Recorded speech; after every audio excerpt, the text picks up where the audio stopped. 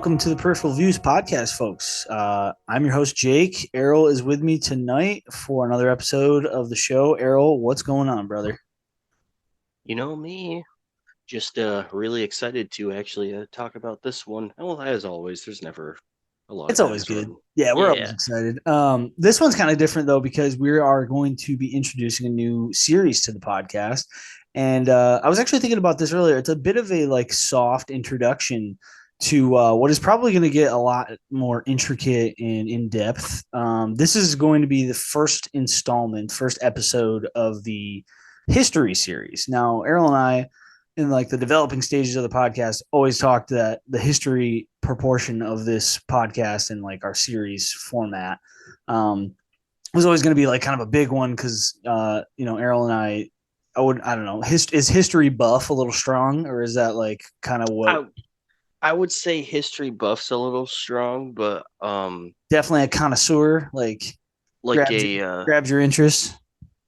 yeah, I would say like I almost would say like aficionado. No, you know what I'd say? A a fish or sorry, a not an aficionado, but a history what's the Taster. word I'm looking?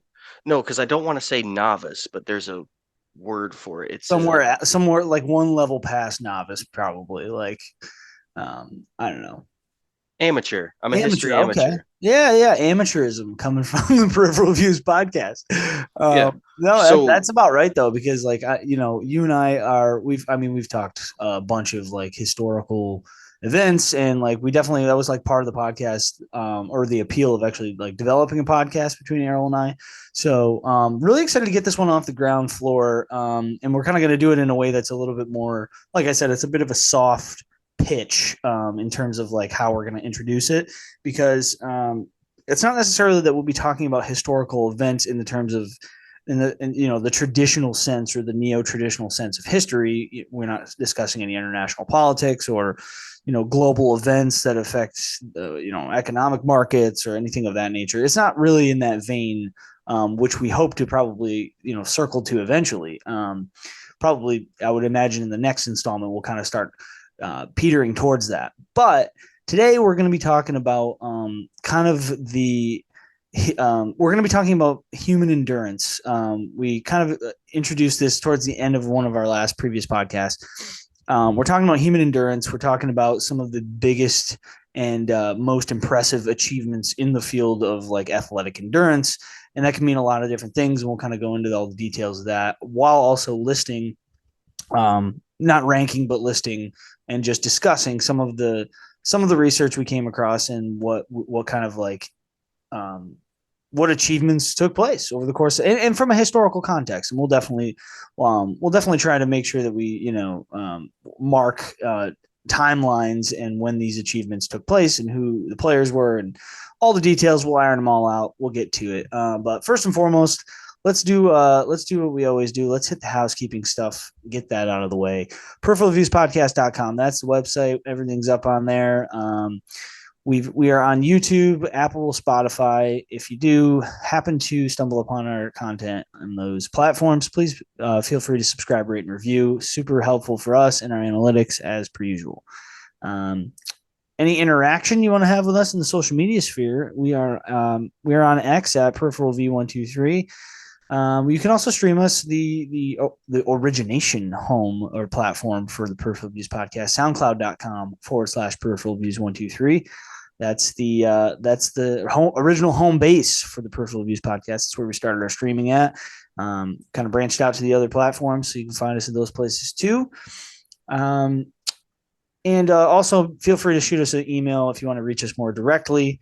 And that is peripheralviewspodcast@gmail.com. And we will respond expeditiously, as always. So that's it for the housekeeping. Errol, we talked Napoleon Dynamite last week. That was the newest installment to the film series. How did you think we did on the Napoleon Dynamite front? I mean, it was your 10 out of 10 rating is still standing out to me. I'm gonna jab you a little bit on that one, but I yeah, no, I still do really you like the stand movie. by I it, think sir? yeah, I do. And we were kind of talking about it after. I was saying I think I figured out the allure to Napoleon Dynamite and why it was such like a cult classic. And I was saying it's almost the same reason why John Wick was so popular. Ooh, And yes, you did mention this. yeah, and that's just because it's like it's almost like it's so like mysterious and you learn the world like through the scene like as it's happening, so you know that there's like an intricate thing going on but you're just fed it like piecemeal, and the whole thing's like interesting, so like you're invested in it the whole time just to see exactly like where it goes. And Yeah, I mean, it's like one of those. It's like a character study in the way that it's like it's not necessarily that like the character has this like deep important role in the community or it's not necessarily in that vein. It's it more it it's more so almost that like you're just focused on the character and then the slow reveal of like the tendencies and decision making habits of the character kind of make the character whole by the end. Whereas at the beginning, you're kind of just waiting for the layers to kind of peel back, and then they do in a interesting and sometimes creative way. I'll tell you what, it works because like there's no reason why like Napoleon Dynamite should ever be like the main character in a movie. Yeah, Like yeah, that's like that that's would right. never be like why would anyone want to see that? You know what I mean? Yeah, Just like nothing happens besides like just some weirdo ends up making a girl not creeped out enough to play like tetherball with him well, at the end. that's why I had mentioned it like one point in the like middle of the film, and I guess if maybe I watched it again and gave it like a different with this perspective. I was mentioning that in the podcast that like it kind of gets a little dull there in the middle because of like I think some creative choices the filmmakers had about like ensuring maybe just taking the time to like be a little less funny and just kind of iron out the plot details so that there is something of a story. Because I mean, for the first 40 minutes when it's funniest, there's really no plot development at all. Like it's just character introduction and like a couple of like unbelievably funny scenes. And it's also just like it's just John Heater and his charm like on display. Cause like like it is comedically charming, everything he's doing in that movie. So um solid film. Glad I was pumped to talk about it. I was glad we actually got to that one because like it's kind of like a little gateway. It's a gateway to like independent comedy films, which there's an abundance of to get to, which we definitely will circle back to at some point. Yep. That being the case, yeah, so that's what was most recent on the Peripheral Views podcast. So hope you guys enjoyed that. If you haven't, circle back to it. If you haven't seen Napoleon Dynamite, based on our ratings, it's a modest thumbs up for me, and it is a big time recommend for Erroll. But I would honestly say I'm going to speak for you, Erroll. I honestly think that like it's one of those films that you want to see it at the right age. I don't think that if you're like Yeah. 40 seeing it for the first time, you might not get the same You want to know thing another from it. reason? You want to know another reason why I gave it such a high vote? What's that? Like in terms of like cinema in itself, they did some of the most with the least. Yeah, that's fair. That's fair. With such a What small budget, yeah, that's fair. right, what more can you ask for? Like when Yeah. it comes to like making a film, like yeah, if you've put millions of dollars in it, you better sell millions of dollars. Like of Right. course, like Yeah, nobody expected that movie to make 50 million bucks, and it totally did. It just somehow managed it. And then on I top mean, of it, yeah, because maybe they paid him, and then they're like, "Yo, are you gonna give me more money?" They're like, "We didn't think we would." Yeah, we are. We didn't think we would get well, I enough. wanted to look into that and see if he got like box office points or something like that. Like he He like got a wasn't upset. if he didn't like His he's next movie was with Will Ferrell. yeah, I mean he made it back. If even if he only got that $1,000 for the film, like Heater managed to probably at some point um, make that back in space. Like he cashed out. We'll put it to you that way. But anyway, so folks, feel free to jump back, take a listen to that podcast on the Napoleon Dynamite. That episode was a lot of fun to talk. It was fun to talk about the film, and it was a good episode. I think we pushed through it pretty quick. We had a good pace, so hoping to do the same tonight. Let's dive into it. We're talking feats of human endurance. Errol, I want to start off. I guess we'll kick things off a little bit in the domain of like I'm going to list off some of the categories of which I found to be like endurance most important in terms of athletics. Um, and where I think most of my examples of like some of the most impressive uh, achievements took place, like in terms of like what categories did they fall under. For me it was, I mean, the big ones were, obviously swimming, running, are huge. Like those are the two that, like, I think, because they're so cardiovascular based, it's such an intense, because it's so like repetitive and redundant, but how many different ways can you run? You can throw a ruck pack on. You can run with specific shoes. You can run barefoot. You can do a lot of things to make running a more challenging feat. But at the end of the day, distance is going to be the thing that like kind of pushes you to an upper bound limit. And the same goes for swimming. Swimming is basically, the goal is, where are you swimming? What's the water temperature, and what distance are you covering? So that's a good point too, because a lot of the times, especially with because I was gonna mention like some of the Olympic stuff because we're talking about like feats of like strength and endurance. Sure. Um, I am a big fan of sprints. It's probably like some of like Hmm. my favorite events in the Olympics, Cool. but Okay. I wouldn't be quick to mention sprinting because a lot of that stuff is just based on like physiology. Ah, right. Like Yep. Usain Bolt trained very hard his entire life to be the like cream of the crop, but he is also legitimately built different. Oh yeah, like genetically, this is a different human being, and Yeah, like if you you could say the look at same. You could say the same for Phelps too. Like Michael Phelps is oh a yeah, great well so example. that's the thing too. So a lot of sprinting events just come down to in the end you need to train to stay like at the peak there. But if someone trains just as hard as like so say like me for example, like I'm 5'11". If I did the same exact stuff as Usain Bolt, he'd beat me. Like he would, I could do the same exact thing as him, but I would lose to that. So when you get to like feats of endurance, like yeah, physiology helps, but like you have to admit at some point, like it's really just raw determination. Like, That's exactly what I was going to say. When you were saying the like physiology of like the athletes, I was thinking to myself, it was like, so like you have to kind of be able to marry both, because it mhm. really comes down to, and when it comes to endurance, and I've actually listened to quite a few endurance athletes, ultra marathon runners, and a lot of some folks I'll actually even use as examples on tonight's podcast. But this, it's like the one thing, it's the common denominator that I always hear. It truly is just like, everybody's got a quit button, right? And it's in there somewhere, like it's baked into the human. Sometimes your body has to hit the quit button for you, and that's when people go unconscious, or they pass out, or Mhm. they push Legs themselves to don't it. work. Yeah, they just stop. It just stops. The body will just stop working. And other people just, I also think that like there's some people in this world that have managed to somehow, they like override it. They override even their body's unwillingness to continue. Based on some of the statistics that we're going to get into, like as we're getting into the details, the dirty details of like what these men and women accomplish. Some folks just have the ability to be like, to override that system that wants to shut down when they've just pushed it to that place, that like really dark place. And then obviously, you've always heard, people always talk about the wall, and like, everybody's got that to hurdle. But most of the time people hit the wall, and then I think a big percentage of people can break through, and it's sometimes it's multiple walls, and then there's people who just don't even acknowledge it whatsoever. They don't acknowledge the barriers of the mind. They're here for it to be bad. Yeah, they're here, they signed up for suffering, period. Right. Which is like a lot of exercise is like that. I mean, there's like a lot Well, of Buddhist philosophy in this.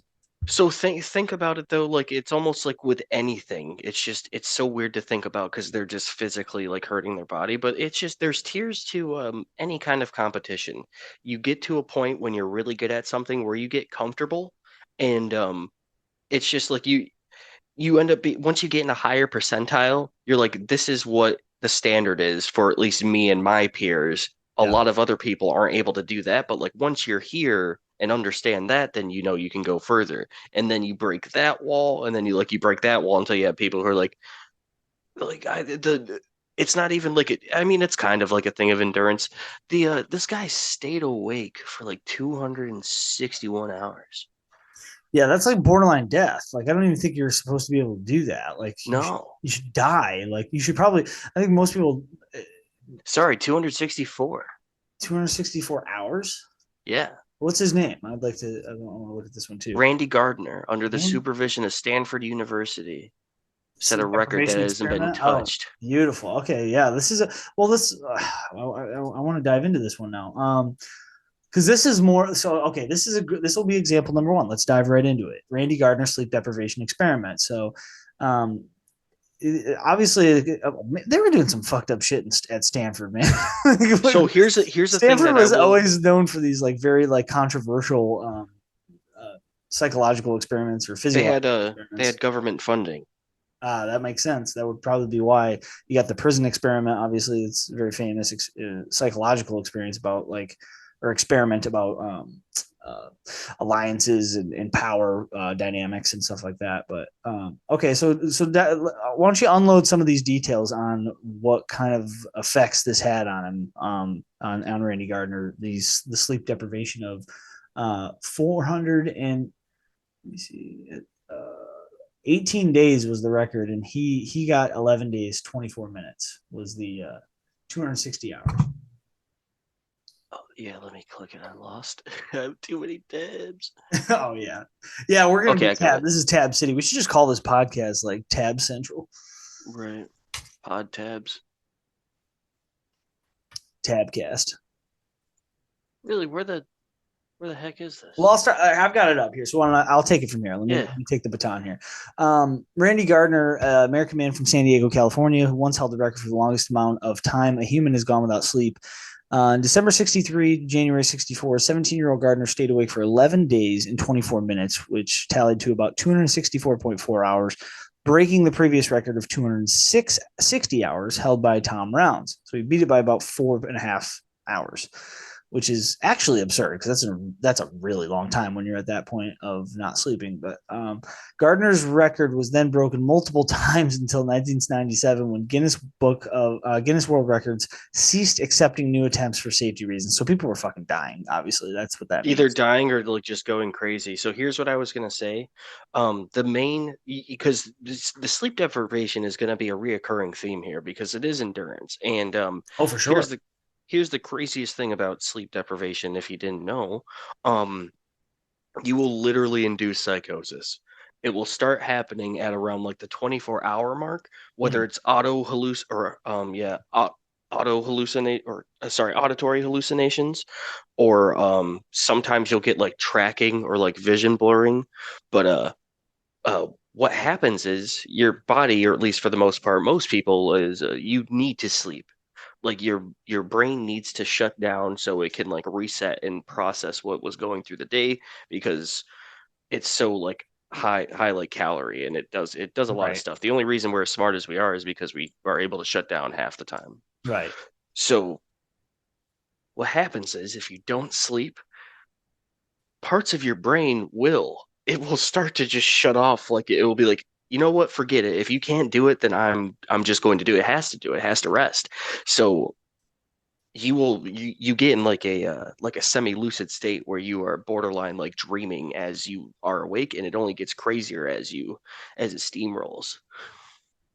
Yeah, I mean, this is a part of like this is part of the evolution, obviously. Like you're, I'm just pulling up here. There's a sleep center that indicates sleep centers of Middle Tennessee have a blog study here that indicates, as mentioned in the study examining sleep and anxiety, without sleep, the amygdala goes into overdrive, shutting down the prefrontal cortex, which is like That's what you need to that's your like breadwinner process. right there. Yeah. That's what makes us smarter than everything Well, else. not only That's our smarter, but judgment. it's also, yeah, exactly, reasoning and judgment. Like this is your impulse control, everything. This is the major functions of the brain start to begin to shut down because your amygdala is being overused and not resting.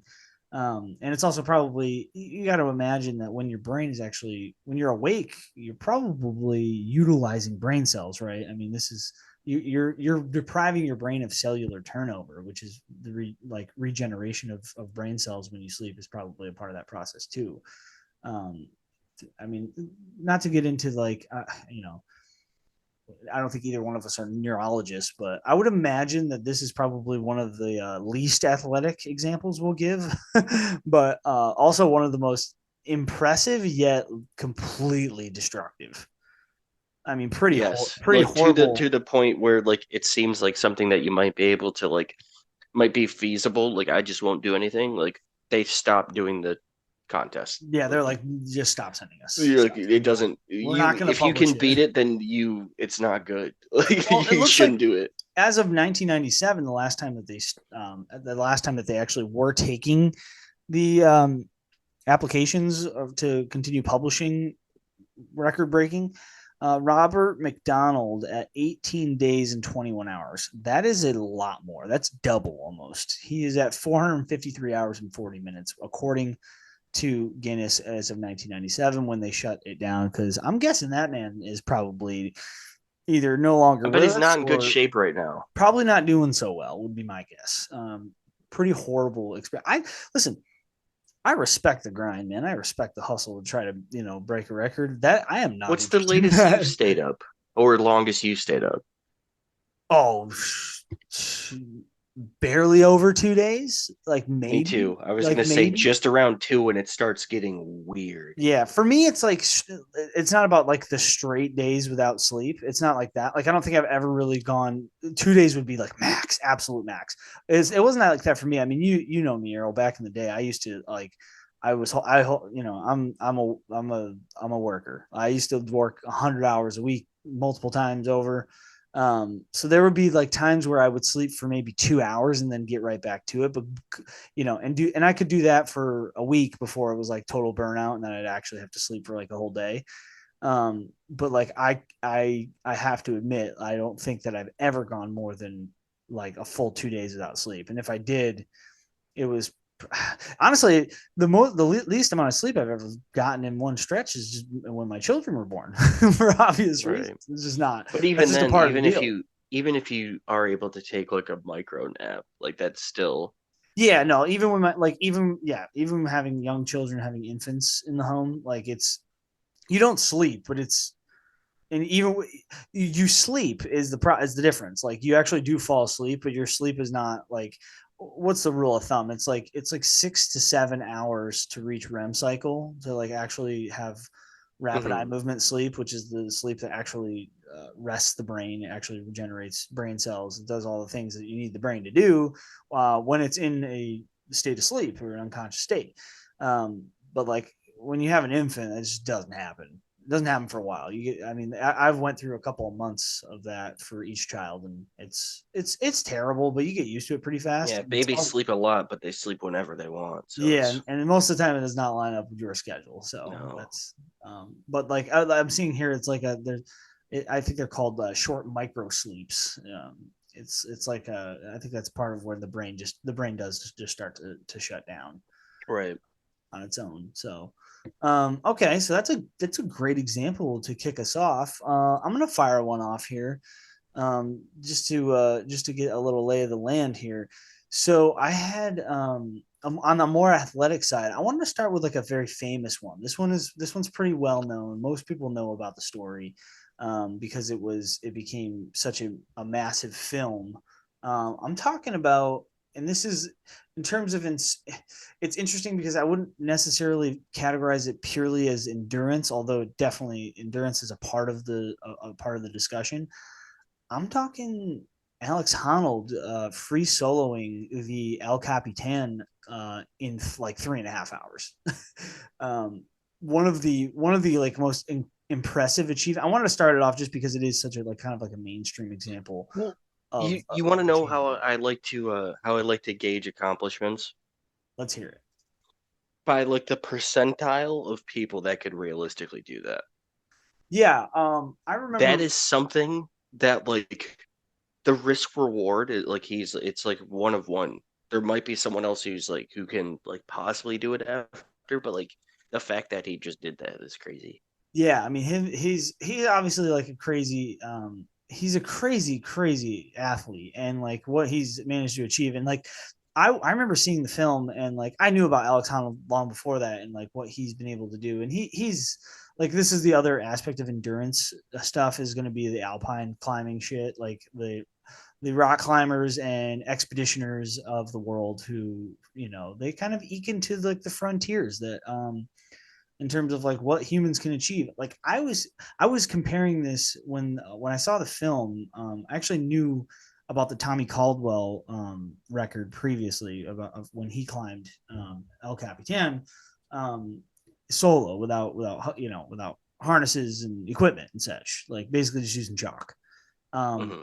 and I remember seeing the film and being like, okay, I kind of know that he does this, because I knew that Alex Honnold broke the record before the film came out, and then the film came out and it was like, this is still very harrowing to watch because of the way it's shot, but like um he does it in such an incredible amount of time. It's like, it's genuinely shocking. I mean, it's I compared it to like that of like, this is nearly as impressive as like landing on the moon, to be able to like to scale a sheer granite rock at a pace of, I believe his record was what was it, like 3 hours and um 3 hours and 56 minutes, which I think that it took the previous record holder like over a day or something crazy like that. Maybe it was like, Right. He's like, I'm just gonna yas it. yeah, like well, he had like mapped it out, and they go through it in the film, and it's not. I wouldn't. Maybe I'm kind of cheating a little bit here, because it's not quite so much that it's endurance, although it definitely is. It's because it's not long term. It's not like really a long term achievement. It's more so. It's more so just like the at a certain point pushing the human body to that point where like you have, obviously he's the dude probably trained every muscle in his hands, in his arms, in his shoulders, in his back and legs, like all the muscles that needed to be at full strength, managed to get there. Most important thing, hands. Climbers Yep. are some of like they have like the craziest grip strength like you've ever seen. Oh yeah, and the thumbs too. They have like their thumbs specifically because they use their thumbs as like leverage. Like you watch him like wedge the edge of his thumb into like just the perfect crack that is so small, that is mere millimeters from being not enough or just enough to move to the next stage or phase of the climb. And I mean, this dude, I would say that honestly, the more endurance based, you know, feat of Alex Honnold at this point in his like climbing career is that he's managed to continue doing this for as long as he has. I know he's not super old, and there's been a lot of free solo climbers who have lived, you know, long lives, and they've lived into their 60s and 70s, but not all of them are taking the same risks Alex Honnold is. And the fact that he's escaped like serious injury or God forbid even death is, I mean, that in and of itself is quite the accomplishment. So yeah, the free solo climb was 2,900 feet of sheer granite in 3 hours and 56 minutes, um, which is just absurd. I mean, it's just absurd. And the fact that they had a film crew catch it, and he happened to do it on the right day, and I mean, it was just the stars aligned for that achievement. And if anybody hasn't seen Free Solo, the film, it's a incredible film and an incredible achievement. So um, Errol, why don't you get us back on track? Because I feel like you've got some good and truly endurance based feats. Why don't you hit us with another one? Yeah, if you wanted to stay with the almost uh in the same ilk as the Alpine, you could always just go back to the old explorers like old Ernest Shackleton. Oh, you got Shackleton. Nice. Yeah, no. I was Yeah. actually just reading about him before we started recording. Let's hit it. Tell us what Ernest Shackleton. What's the big voyage? So he explored the Antarctic in around 1914. So you got to imagine you got like fur coats, like you got just Oh. about that, and you got not much of a map because Yeah. not a lot of people go there. Basically no one. Yeah. Yep. So he and his team were they're like we're doing it, and it's still like it's even today that would be a crazy feat. Like you don't hear about people doing that because it's almost like there's no reason to. Because look, we know that there's nothing there, but like he's just like forget it. And no, that's the thing. Like people still do it. Like I actually seen something. Um, there's this one girl I saw like this post, and someone was like, "Make me a sandwich." Or something like that, because she was a girl, and he's like, "Oh, got her roasted on the internet," and then she like made a sandwich, and then put it at like the North Pole or like the South Pole or something like that. And she's like, "Yeah, how about you get it?" And I was like, "Dang," she just left it there. But like, yeah, so like people still do it, but Yeah. just back in the day, Doing shit in the he, 20s is a hell of a lot different than doing shit his in the 2020s, right? his boat almost got crushed by ice, and they had to live on a tiny iceberg. Bro, like And this is what I'm saying. People were just built different back then, and I mean, well, this is perfect because he actually one of his voyage expeditions was actually called the Endurance. It was one of the I believe it was one of the he named one of the ships called Endurance. And I mean, these frontiersmen are like the people. They really kind of embody the you state of literally human have to endurance. endure. Yeah, right. Well, it's also mental endurance of like, I mean, it's the greatest fear. We've talked about this before, but what's the greatest fear for the human mind is the unknown. And like frontiersmen are just constantly dealing with the unknown. They only have speculation. They only have um, in today's day and age, you have satellite images and you've got GIS systems, and there's ways to kind of bypass any of like the unknown frontiersmen any of the unknown terrain that the frontiersmen had to deal with. Like you can kind of get away with things because you can kind of, I mean, there are certain examples of that, like cave divers and stuff who don't get to utilize the same technology, although I'm sure there is technology for it. The frontiersmen were working with nothing, like fucking spitting in the wind out there trying to figure out which direction's what. And they here we are just like all corners of the earth being explored. And Shackleton's a great example. I think we both came across it specifically because of the same reason, which was probably because we were researching using the word endurance, and Right. his voyage was that, and it works because it was named that for a reason. Have you ever read the book about Shackleton? There's like a very No. famous book. Actually, my dad gave me a copy. He told me to read it. I never got to it, but Um, like right before that, Douglas and Moss, and showing that it's not always sweet out in the Antarctic. If you thought it was, he went out in 1912, just before. Three-man okay. team. They fell into a crevice, or sorry, the Oh my sledding team fell god. into a crevice. Oh god. Uh, That's the him and the worst. other guy were forced to eat their dogs, and they ingested a toxic amount of vitamin A. They must have ate the liver. Oof. Oh, that might. Yeah. Oh, yeah. Mertz went mad and died, and Mawson made it out, Jesus. driven by the desire to propose to his girlfriend. Good lord. They were like that Argentina soccer team that like crashed in the freaking Yeah, I Andes and didn't had. even have him on here, but like Well, that's not really ooh, endurance because they weren't. I mean, I mean, it okay. was. It was to like to a degree. I'm not trying to like diminish, but I mean, they didn't choose to be in that position. They just got Oh, caught they did choose.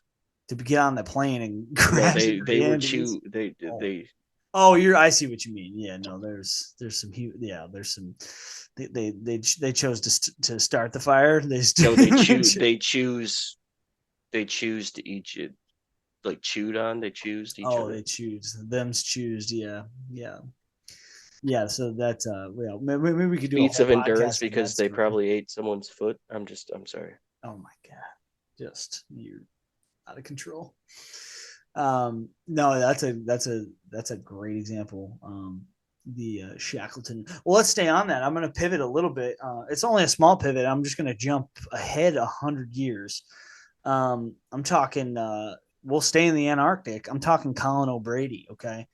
Um, Colin O'Brady became the first person to cross the Antarctica unaided and unsupported alone, which Jesus Christ. Okay, so I'll dive into some of the details. After 54 long days battling sub-zero temperatures, windstorms, and complete whiteouts, Colin O'Brady has become the first person to cross Antarctica alone, unaided, without support or supply drops. This was as of, when was this? I believe in the last year, 2022 sometime. I don't have the exact date, but we'll pull it up here in a minute. Most people don't wake up to the goal to travel the continent, Antarctic, coast to coast, completely by themselves. But this dude fucking did it. Okay, I'm sorry. Here's the date: December 26, 2018, is when he completed it. So 54 days prior to that, he covered 932 miles in 54 days, which is just absurd. That's just absurd. Can you imagine the fear? I mean, I just can't believe that a human being just doesn't. How do you not cave at some point along that path? I mean, it's just Right. you wonder what kind of technology and details he covered, but like I know it's different now because you got to imagine you probably utilize some technology, right? Oh yeah, and then you just you have a better game plan. Right, and you can also map things out, and you can kind of know how long it's going to take. More dense nutrient pack stuff. True. Right. Yeah. So you could yes, that's a great point. You can truly keep yourself well fed. You actually know what the goal is. He probably had an out too. You know what I mean? Like, Yeah, I call a helicopter. My get the leg's chopper broke. down here. I stubbed my toe. Get me out of here. Definitely, bro. That would happen to me in like mile 2. I'd be like, I'd this be like, wind it is is cold. literally freezing. I can see my breath. Get me out of here. They make it 31 degrees. You're like, that's what I said. It's literally freezing. Yeah, it's actually -40. Like, this wind's cutting a little too cold for me. They're like, you need to put on another coat or something because it's going to get down in about an hour or so. We're not going to be able to come in because of the storm. They're like, pick up a corpse. They're like, yeah, you're gonna want to put on another coat. You're like, you better put on the goddamn hot cup of Joe and go get my ass out of here. You better put on your pilot helmet.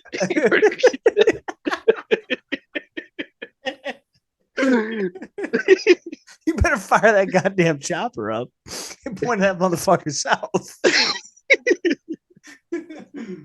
I need a search and rescue. Yeah, I mean, this is what makes these feats so like. I couldn't do, dude. I walk to work. It's not even a block away. I could throw a rock there if I took a rock and I threw it as hard as I could, and then I got it, and then I threw it as hard as I could again. I'd be at my work. Like it's like right there. Like And there are days in the winter when you're just like, fuck this, and you're just teeth chattering. This dude did it 32 hours. Yards. Look at this one. Oh, this is a detail I want to hit though. Like this dude, okay, with only 77.54 miles remaining of the 921-mile journey across Antarctica, O'Brady plunged ahead in one final sleepless 32-hour trek on the 53rd day of his excursion. So he's like, I'm getting sulfur. Hit the jets. That's crazy too. Okay, so you want to talk about endurance? So like this dude had to break through a wall there, and like you know what they say, obviously. So let's. I got to throw the very like obvious and trite statistic out there that like every time a person thinks that anytime a person hits their quit button, it's actually more likely that they've really only utilized 10% of their human resource or whatever. Well, so yeah, like because if it was like a life or death situation, you could sprint from right there, like when you're really tired. Like if you were like jogging on a treadmill and you're like, oh man, I'm so tired, and then like you heard like a gun go off or something, like you would be able to dip out the door, like you would run like a deer. Yeah, right. Okay. Yeah, I mean listen, it's I guess that makes a lot of sense, but that actually makes me think some of these endurance athletes are genuinely just fucking psychopaths, like full psychopaths. Like they can actually tap into the fight or flight part of their brain and body. That's what one of the strongmen did. I can't think of his name, but he just like broke the deadlift world record, and he was doing the deadlift. He started like bleeding from his nose as he was doing it, and he said he just like pretty much like imagined that like his kid was like ransomed or something like that. Yeah, I mean that was probably part of that, and it was also probably the fact that he had probably raged on like 16 fucking straight smelling salt rips. Yeah, and like 16 straight cycles, but Oh I yeah, would well never tell him that. no, yeah. I mean, I'm well, not even. I'm trying we to all find the know. guy so he can be like, "What'd you say on your podcast?" and literally rip me in half. No, they actually use smelling salts though. I'm not. I'm No, not. I said cycles because there's. If you I mean, ask me, I there's don't no mean way it you're that. insultingly. It's they achieve a hell of a lot more than I ever have and I ever will. But like, I genuinely, I truly think that like for the sake of athletic competition to be able to achieve some of the things. I think about this even about like UFC fighters. We talk a lot about the UFC on the Peripheral Views podcast. I think about this a lot. These guys go out there and like some of them have to know.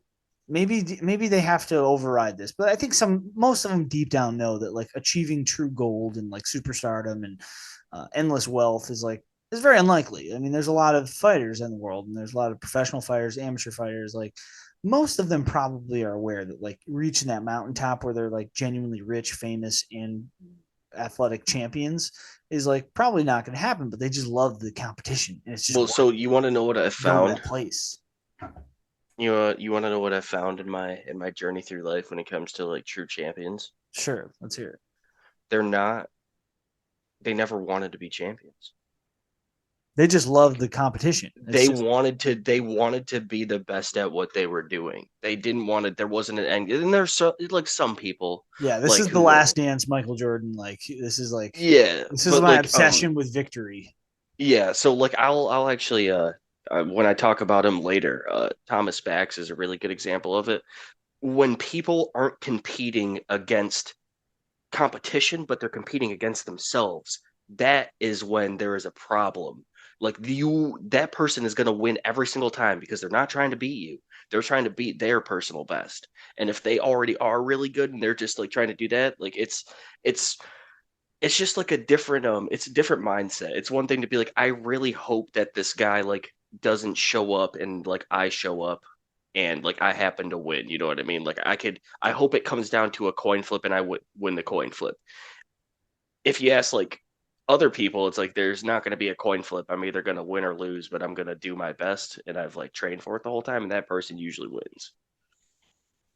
Yeah, I think that's exactly right. That's like a trick of the mind. Like it really is a part of like it's a part of every like great athlete story is that they just have I mean it's Dude, I won't lie, I'm a coin flip guy. But whenever I played sports, I was really good, but I was never great, and I probably could have been if I just had a harder, more fortified mentality. But like when the going got tough, I was like, man, please. yeah, that was always my problem. Is like for me personally, I was like baseball was my go-to sport, but like I just got I just got so much joy out of playing that like and I did have a little competitive edge, but like and I got bummed out if I didn't pitch well or I made an error or I went over 4 at the plate, whatever. If I had a rough day on the field, like it would bother me for sure. But I don't know that it bothered me from a competitive standpoint. I think it more so bothered me just from like a um, just I want to fucking play, and it's more fun to play when you're doing well. And Yeah, I think I exactly. had more fun. I was enjoying sport way more on just like this is like fun and victory makes this more fun. Whereas like some people, I think the achievement is what is the end goal, and like they're not there to have fun. They're there to fucking get Right. their Like it cake doesn't every matter single what time. happens in the meantime as long Yeah, as like yeah, you they're get willing. They're looking to suffer to gain victory, and then the good feeling happens when they walk home with the trophy. yeah, but Whereas with like that I just being wanted to be on the so field. I just wanted to like play. I wanted to play and pitch and hit and run and base run and like strategize in the way like so I yeah, like the process of playing. Where some people I think get both of more those obsessed with the are end. and both of those are a double-edged sword because in one aspect you're going to have a competitive edge, but like in the other aspect, the person who's really just going to like analyze the game and they actually like the game is going to be less like bogged down by it. Something that they want to do. That's the difference. Yeah, It's something that they and there's no there's no way that these people do any of these records if it's something that they had a shadow of a doubt of. They had like they had to go. There was never like like I kind of maybe I could do it. It's like no, like I have to do this because like yeah, all these records are like just they're the they're the like the cream of the crop. At least a lot of the stuff we're talking about. It's just like the longest time doing this or like the like once. a lot of people tried to break these records, so that's the thing. Like, there's a build up to it where people are just staying awake that whole time. I just can't Eddie, understand. I can't understand some of them. Some of these records, I just can't even. They're so. I mean that literally. Like sometimes I. All right, let me give. I want to shift us a little bit. Do you mind if I move us into a new kind of domain? yeah, no, real quick, Eddie Hall was the deadlifting guy I was talking about. He doesn't even have the world record, I don't believe, but Eddie Hall. he Okay. yeah, 500 kg. That's still nothing to half a ton. God damn. 100 Jesus 102 pounds over half Christ. a ton. Yeah. Once again, like just astounding numbers that don't even make sense to the human brain to even comprehend.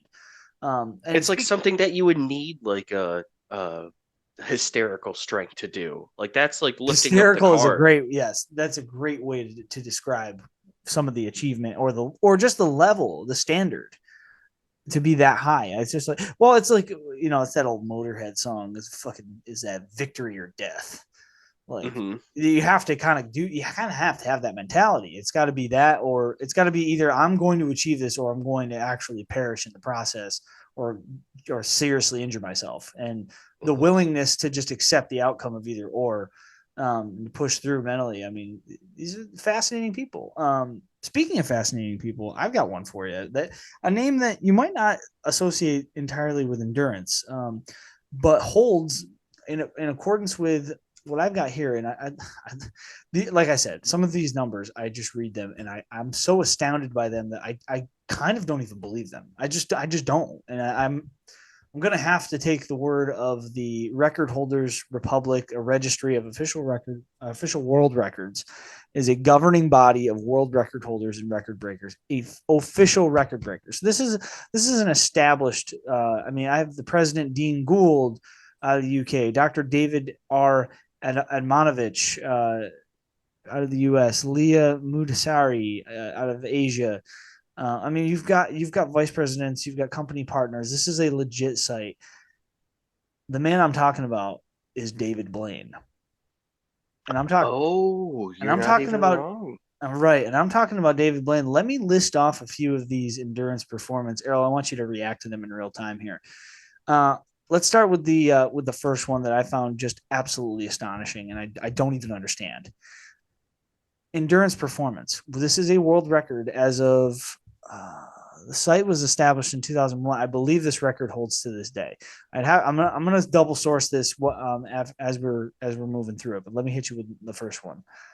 Endurance performance, water submersion, full body, 177 hours. Somebody explain to me how that is even remotely possible. Did he use that like blood transfusion thing? Yeah. So, and according to time.com, in order to maximize the amount of air taken into the lungs before apnea, Blaine, among other divers, inhaled until his lungs were filled to their physiological capacity, and then forced additional air into the lungs by swallowing hard. So, like, basically loading up the lungs, maybe. Then burp a little out. Yeah, I mean, I guess. Hold on, let's see. Drowned. The attempt was called "Drowned Alive," and It looks like he may have failed it at least once. Um, but it does show. I mean, maybe he. Let's see. Wait, how long? This site says 177 hours. How is this possible? How could this be How? possible? So I'm getting what I have for the longest breath, just totally unrelated. I just happen to have it up. It's a free diver. They're underwater for 17 minutes and 4 seconds. Yeah, I mean, I'm wondering if this is maybe this site is bunk. I hate to. Wait, no, sorry. David Blaine held the world record after he held his breath underwater for 17 minutes and 4 seconds on Oprah. Uh, and then a German diver, he was the world's leading or one of the world's leading free divers. Attempted depths of nearly 700 feet without the aid of oxygen, and he was able to reach frightening points due to an amazing lung capacity. And he bested Blaine when he submerged himself underwater for 17 minutes and 19 seconds. Yeah, maybe this is like full body in terms of like, maybe this is a bad website. I'll pull off of the site because it sounds like the Record Holders Republic out of the UK is full of lagna here. Maybe it's like I don't know where they're getting this number because I mean that genuinely sounds impossible, and it seems as though it is because I'm also seeing the same numbers you are. 17 minutes 4 seconds world record for holding his breath. But I'm wondering if maybe what they're indicating is that his maybe his head wasn't underwater. His like the rest of his body was submerged for 177 hours. Um, which I don't. I would wonder what the ramifications of that would be. It says full body, so I would assume that meant his head too, but maybe it just means from like the neck down. I'm not sure, but we'll disregard this as a site. I'll pull something else up. But David Blaine, anyways. I mean, You most want to hear importantly, another ridiculous claim let's hear it. that has a little bit of merit to it as well, like the David Blaine thing. Like David Blaine definitely did like the 17 minutes and then got beat by a little bit by some dude. You know, he was counting in his head. He's like 6. Freaking, he's like got up like because he didn't beat him by much. Yeah. He heard him counting down. Yeah, I mean, But Prahlad Johnny, an elderly Indian man who was professed something of an aversion to food and drink, and he claimed that he doesn't need to do either at all. I think I've heard this before. This one I might have stumbled upon on my yeah, he claims that he hasn't eaten or drank in 70 years. He where'd he go? He went to a hospital in India, and they watched him. He didn't consume food or drink or urinate for 15 days, and his vitals were completely normal. What the fuck? Yeah. What is that even? And so that's the thing. Alien. So here's the thing. Here's one thing that we probably should have mentioned earlier with the rules of endurance. It is the rule of threes. 3 minutes without oxygen on average is about how long you can live before there's permanent damage. Yep. 3 days without water, and then 3 weeks without food. Right. Yep. I've heard the same. Before like you are like dead. You're basically dead. Yep. Yeah, that's very bizarre. I wonder But like 15 days, like I told you, I was fine. I don't need to do any of this. Well, okay, so that's a perfect segue into. I do want to circle. Well, let me list off. I want to use that as a segue into another individual who I think is like deeply important in this discussion. But I want to hit the actual David Blaine stunts that he. I want to actually I want to actually do justice to his like achievements because they are pretty crazy, and some of them are tricks, and obviously, you know, the levitation stuff, and he's got ways of like some of them are illusions, some of them are actually like genuinely just he found a way to utilize the human body in a way. We talked. He held his breath for 17 minutes, which was a world record. He did not eat for 44 days, so he did a 44-day water fast. He stood on a pole for 35 hours, a 90-foot pole in Manhattan. No food, water, or anything else. So did my ex. Nice, very very nice. Oh man, that's beautiful. Well done, Erroll. Stood on a block of ice for 63 hours, which I want to use that also as a part of the segment. He was buried alive for 7 days. I'm sorry, in a glass coffin under a water-filled tank for 7 days. So there was air, but very little of it probably. He supposedly electrocuted himself. This is where the stuff gets a little bit like, are we talking about? Are we doing illusion? Is this an illusionist's trick, or is this somebody who's just genuinely very like successful at finding ways to endure? Speaking of people who are excellent at endurance and genuine biological phenomenons, Wim Hof. Yeah, we're gonna talk a little Wim Hof. Yeah, you knew what was coming. We're talking Wim Hof. We're talking the Iceman, the fucking Iceman. I mean, an endurance, and he embodies endurance in the new age, right? In probably a lot of ways. This man has been studied by many scientific institutions, medical institutions. The man does like he's pretty old at this point. I think he's in his 60s. he has some records. I don't know if they're still held to this day, but like at his age, and what he's done. So he's got the Wim Hof method, which is like a method of breathing that's very like you like deprive your blood of oxygen and then you kind of flood it with oxygen. This is the form of breathing that he does. And I mean, he claims a lot of things. He claims that I think that he used this like meditation slash breathing technique. I believe that at one point um, he had a medical interaction with a virus, um, and he got Oh, and injected. he had an autoimmune response. Like he activated his immune system, Yeah, like a voluntary activation of the which is sympathetic a nervous it, which is system. a it's a non-voluntary response, totally just done automatically by Right, your and he actually turned it into a voluntary thing, like how do using. you just turn on like your lymphatic system?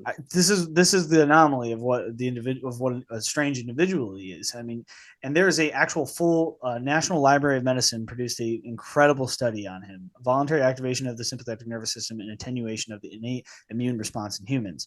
So like he's in this study and they don't understand what I mean. They do understand to a degree of what happens biologically to him, but they don't know how he's doing it. I think is part of it. I mean, he's And so and he coaches here's the thing. people on how to do it as well.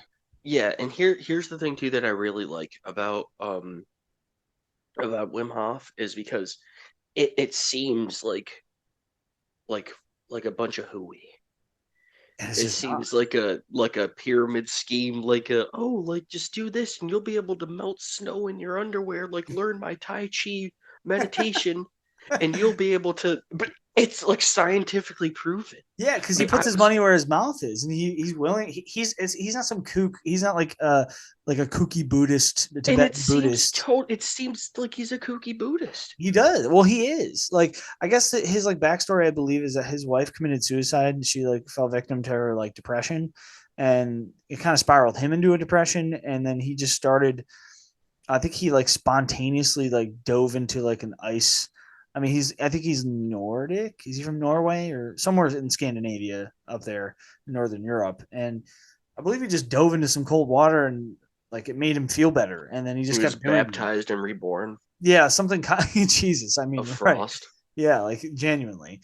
And I mean, he's made a full career out of this, and it's helped so many people. And I encourage anybody who hasn't actually interacted with any of his videos or his YouTube videos or any of his writings. I think he's got multiple books out there.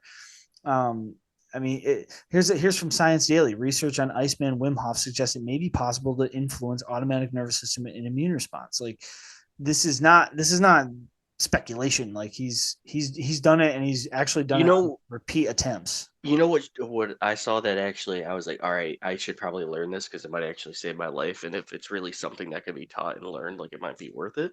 Mhm. Um, when he like has a group of people, they're sitting outside in like just like shorts, like everyone's just got like pretty much undergarments on for the No most part. shoes, no socks, no Yeah, and shirt. like exposed. They just sat cross like just crisscross applesauce Mm-hmm. and just did that meditation stuff.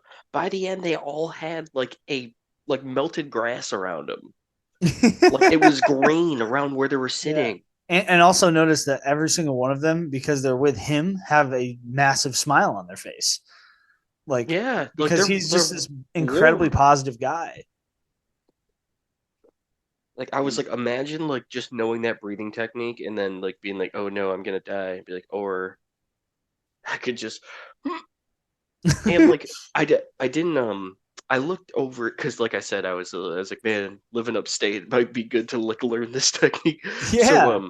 and you probably know of it too like what you have to do is like it's something like you do like shallow breaths or something You and do then like many you shallow breaths. Yep. yeah and then you like do a deep breath and then you hold it in and then you kind of like push like force it and then as you like force it you use like what is it like the imaginary heat like the idea of heat like you just think of like a warmness inside of you and then you like you push that warmness out from Yeah. the inside and then until you just keep like you like stoke the flames Well, it's kind of yeah. I mean, this is like that's like the mental side of it, and that's probably how you reach fucking like Wim Hof enlightenment or whatever. But like from my perspective, the thing that he used to teach in the older videos, because I kind of ran into his stuff probably around 2015, 14, somewhere in there, and like you basically take those shallow breaths, and then you take one big inhalation, and then you don't exhale entirely, right? You like three quarters. You exhale three quarters, catch at the 3/4 mark, and then inhale again.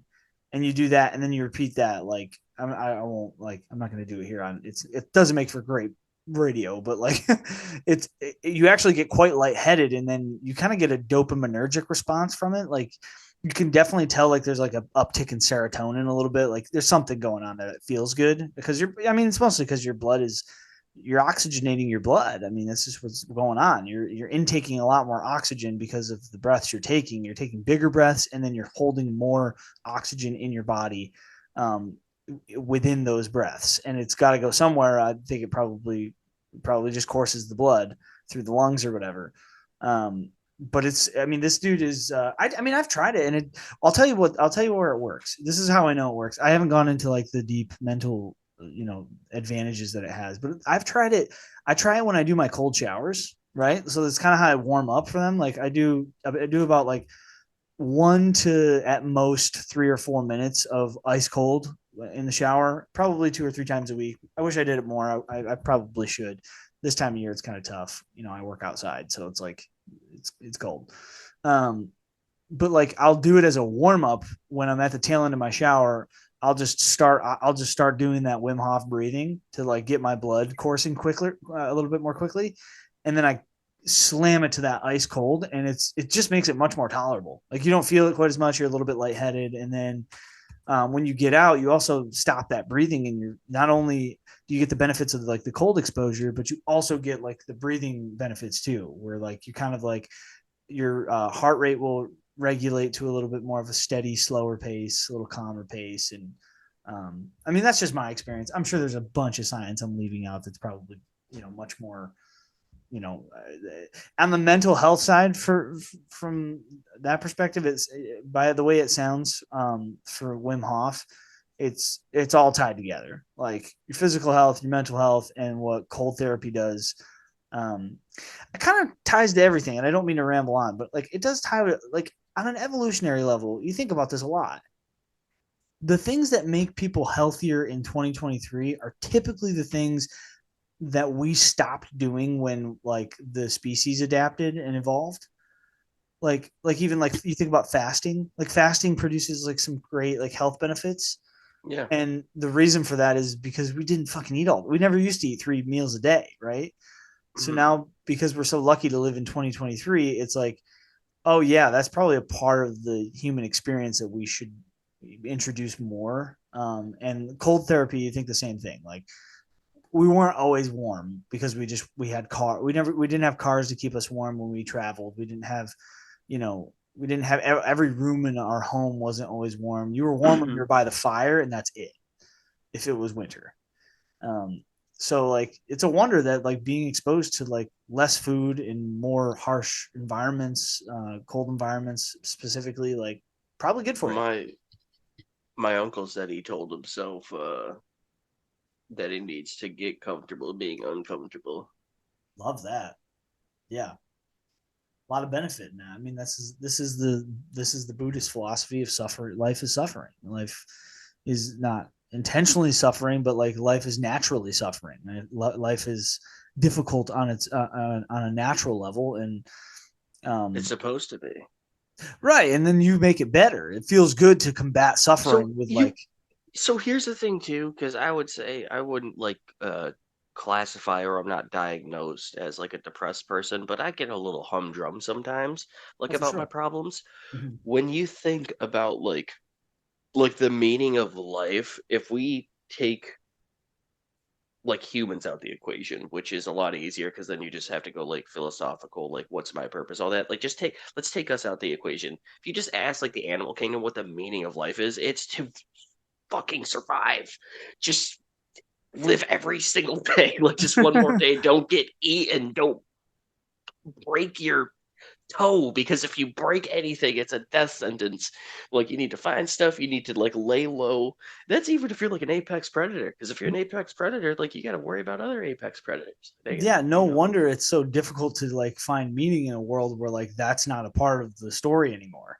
so Right. like, and I will never just because I do kind of hate like the every day of like going to work and how it is just like a The grind. mind-numbing 9 to 5 Yeah, like it's tough. grind like all the time. Like, it's like, is this really like how it's supposed to be? No, I don't believe so. But also, like,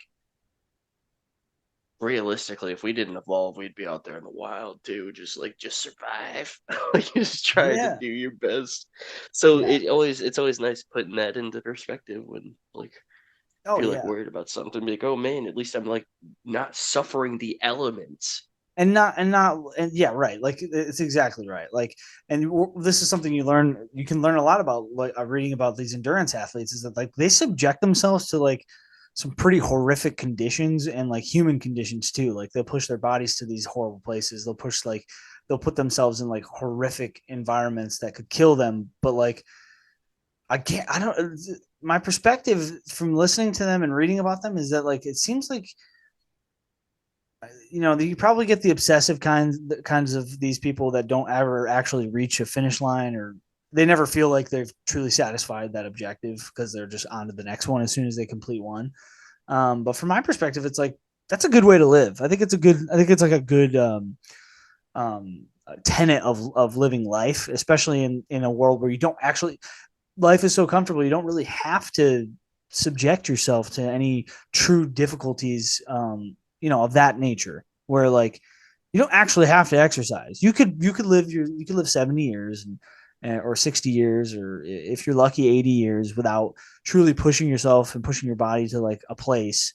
But like your body and your mind are probably going to tell you that you're fucking up.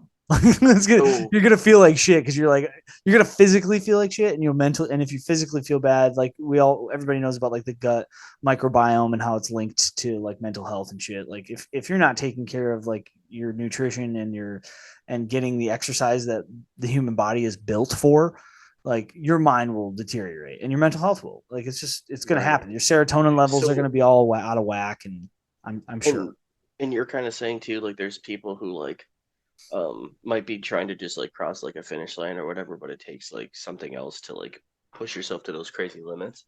Um, this one lady, Kim Allen, uh, she made a serious attempt at breaking the 486-kilometer or the 302-mile continuous running record, and she failed. Wow. She ran over 85 hours the first time, Oh my suffered god. frightening hallucinations, and she lost all of her toenails. She ran her toenails off. Oh my god. I've that's not that 6 seems like a hours. saying that you would hear on the Ran my like, you damn better run your toenails off. toenails up. I've never heard that. She literally Wow. ran her feet to nubs. And so she didn't do it the first time, but succeeded next year in just 86 hours.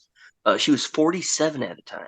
Yeah, see, this is the other crazy story She about these isn't people. she wasn't particularly fond of running. It's her Um, fucking she mind. It's she her did it mind. to challenge her own physical and mental endurance. She was a former professional jockey, and she was inspired to push her limits after she suffered a crippling leg break after being trampled by the horse or by a horse. Uh, Kim says, "I Jesus. swore then I'm never going to take for granted the ability to get out of bed and walk." Wow. And then Yeah, she ran for a charity event to raise money for people with spinal injuries. this is the story. This is human spirit right here. This is like human spirit in its absolute Indomitable human spirit. finest. It's exactly. It's truly incredible. It's truly incredible. What an impressive person here. Are we Like, talking about the I'll same say it person? too. Hold Like, on. she might be like one of the most inspiring things on here too. I Like, do want to. I want to see something really quick. Are we talking about the same Kim Allen? Let me see. Distance.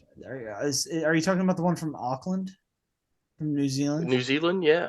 Okay, it's New Zealand. There's another Kim Allen that competes in Central New York from Ithaca. So I was just making sure it wasn't the same one. No, yeah, the one you're talking about is the New Zealand runner for sure. Yeah. Yeah, I mean, well, let's talk. I can shift that into another example of an individual who's probably maybe a little hot button because I think that he's kind of developed a bit of a um, reputation in the social media sphere or the internet sphere, whatever you want to say. Let's talk a little David Goggins. David Goggins. I mean, another incredible athletic achiever who has world records. I believe he held the world record for pull-ups, right? So I was gonna say you could almost like some people would argue, and have like a pretty decent argument that David Goggins would be a good like a good shepherd for like modern day endurance.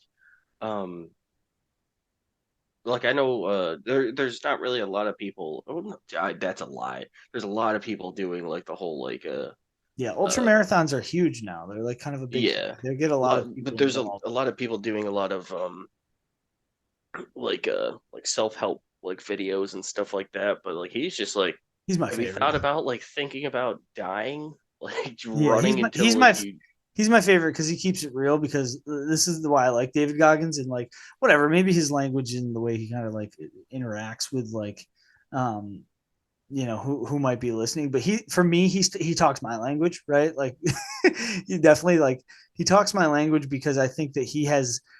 It's not that he talks my language. It's that his inner demon voice sounds a lot like mine. We're like, and it's actually pretty unhealthy. Like it's probably not a good thing to have like a, you know, like, I mean, have you two considered therapy yeah, right. Like instead of just reworking out these, running? yeah, instead of just like destroying it. Like I believe he's like ran himself into like he's gonna need like both knees replaced and like, but here's the thing though, he is because I've heard this argument from we'll say elders, we'll put it to you that way, folks who are a little bit older who might not be interested so much in exercise or giving themselves a lot of excuses to not exercise. I won't go into specifics, but my perspective is this: you got to trade over a little bit. Like maybe you got bad knees, maybe it's very possible for a lot of folks to be out there who are struggling with exercise. It's very easy to be like, well, I've got this injury that I'm nursing, or I don't want to develop this injury because I'm getting up there in age, or it's just, I think David Goggins is the perfect voice for folks like that who are having a hard time getting up off the couch and just getting started. And here's why: it's not because like he's like insulting and he gets you pumped up and like he's kind of rough around the edges. I don't think it's that. I think it's more so that like you get the sense from him and his story that he made a deal. He made a deal with the devil, so to speak. That if it costs him some of his body, he's getting some of that of his mind back. He was like, Oh, I'll trade my knees. Like maybe I won't have great knees when I'm in my 70s, but my mind's going to be stronger. And I'm going to be willing to do right. other things that maybe my body will start to fail me earlier in life, but I'm getting some of my mind back because I didn't have control over it when I was young. So I'm willing to give over some of my leg strength, my joints and my ankles and my Achilles and all these parts of my bodies are going to be kind of run down and broken when I'm older maybe. But like he's willing to make that deal because I think he wanted to gain some of his like mental clarity back, and that's what exercise will give you. Not to say that everyone has to go pushing themselves to David I Goggins say levels, but I would say that he's a good like extreme on one end. Another one, I guess, Donald Trump was quoted this as saying, like he was arguing that a person like a battery is born with a finite amount of energy. hmm. So if you just waste your battery just running on a treadmill the whole time, you're gonna waste your spirit energy. Yeah, okay, yeah. I mean, So I feel like on a scale from, did you say that was quoted from Donald Trump? yeah, I feel like on a scale all the way to the left at Donald Trump and all the way to the right at David Goggins, you got to lean more towards like David Goggins. Not like crazy, but like you can't just be like, well, I just won't do anything and hope for the best, because like if you are in shape, then your body will be able to do bodily functions more efficiently, so you will live longer. Like Yeah, that's scientifically proven. That's if you're healthier, then you're going to last yeah. longer. You're far more likely. I would so much rather just need a hip or a knee replacement, but like my heart health and my like I don't have heart disease, and I've lowered my chances to develop Alzheimer's because my sleep is regulated or whatever links there. I think there's a lot of sleep studies out there about You sleep better when you're tired, and you're tired after you work out. yeah, and also like by the way, I noticed this with myself because I fluctuate just like everybody else. And I shouldn't say everybody else, but a lot of people go through this where they'll struggle with they'll be on for a couple of weeks and then they're off for a couple of weeks, and that's kind of where I'm at. I usually I can have a good couple months and then I kind of taper off just a touch. I don't get too far off the tracks, but Right I before you definitely really start seeing results. yeah, well exactly right because like there's that there's that wall. Um, but I always notice that the gains are always all of the gains kind of start to compound. It's just like any other investment in life. Like it's a financial investment is of the same principle. Like it compounds. Like I'll make a hell of a lot better food choice if I had a really solid workout in the morning.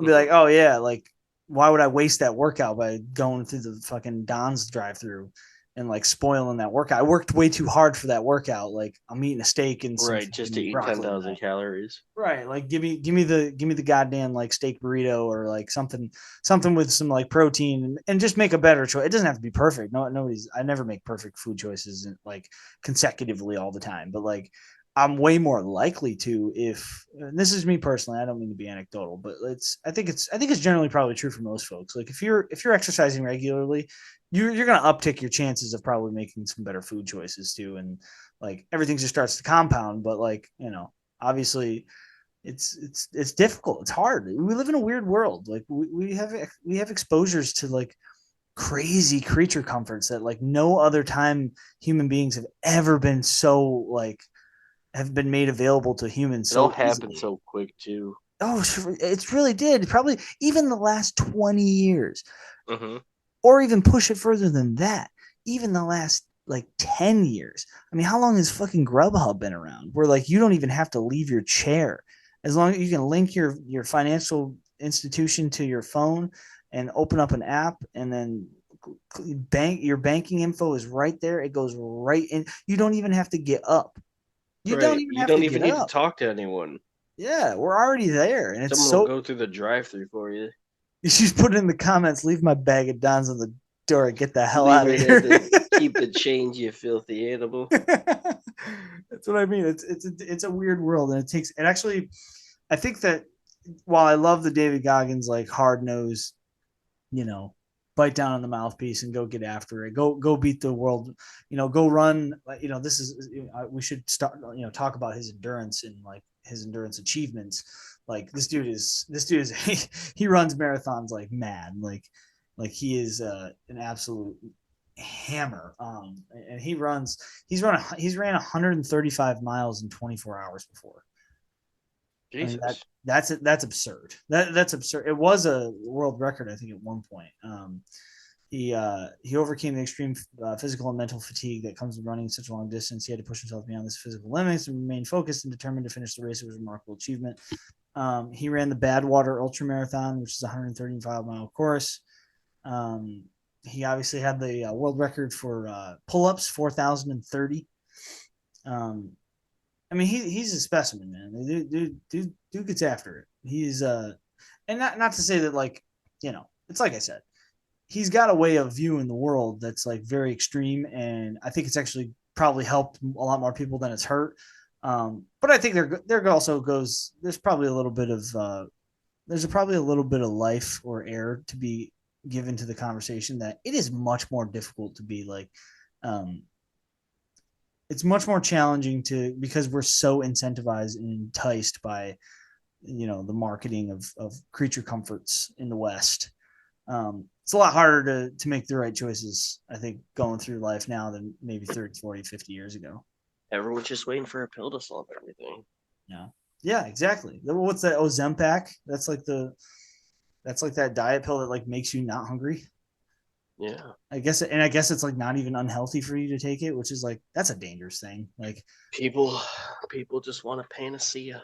yeah, bingo, you hit it. You hit the nail on the head. Errol, do you have any other endurance achievements? I'm sure you got a couple more, right? Uh Yeah, so a couple honorable mentions that I want to just Sure. talk about Hit him up. would be I wanted to Dean Dean Karnazes. Ooh, I hit him too. I've got him on my list. Yeah. No, so if you do, Unbelievable. then I'll just leave that non-honorable. We're going back. Uh, so two wrestlers. One of them a little more well-known, Alexander Carolyn. Okay. Yeah, he went like he he almost went his whole entire career without losing a single point, and then he lost like his final match. Oh my god. No, my Yeah, god. like he lost. I'm telling you, this story is it's I think we've talked about this on the podcast before. Did we yeah. talk about I this on the said it's Sunny like Liston episode, maybe? I believe so. I was like, it's crazy. It's almost as crazy, if not crazier, at least to me, than the Miracle on Ice, because Rulon Gardner was like this suit. Well, granted, they're all underdogs, but like, nah, like the dude like wasn't losing a point. I was like, that's crazy. And then on the other side of the spectrum, gender spectrum, that is, Yuri Suzaki. She she won gold in the 50 kilogram event at the 2020 Summer Olympics without conceding a single point. Jesus Christ. Yeah, I mean Yeah. that's the So definition of endurance too, you because want to know what it takes to lose a point in wrestling or freestyle wrestling? just position, right? It's just positional change. Like So you like can lose a with position. regular like collegiate wrestling, um if I go to take you down, I get a point. So like no takedowns. No one's ever taken her down. No one's ever got a point from her like that. Jesus. Um if I have you taken down and I have like you in a position and then you break out and get up, That's or sorry, takedown's like 2 points or something. I'm butchered, so I think it's like 2 points for a takedown. If I just get up, right, it's 1 point. So no one escaped her that Olympics. If good she took you Lord. down, like it was over. Yeah, that's it. That's a wrap. They never got advantageous position because of reversal as well. If you're on the ground and then like say you don't get up, but you just like flip around and you grab her, point for reversal or 2 points or whatever. I don't know the wrestling thing, but either way, no one, she didn't let nobody, it didn't matter as far as she was concerned because nobody was doing none of that.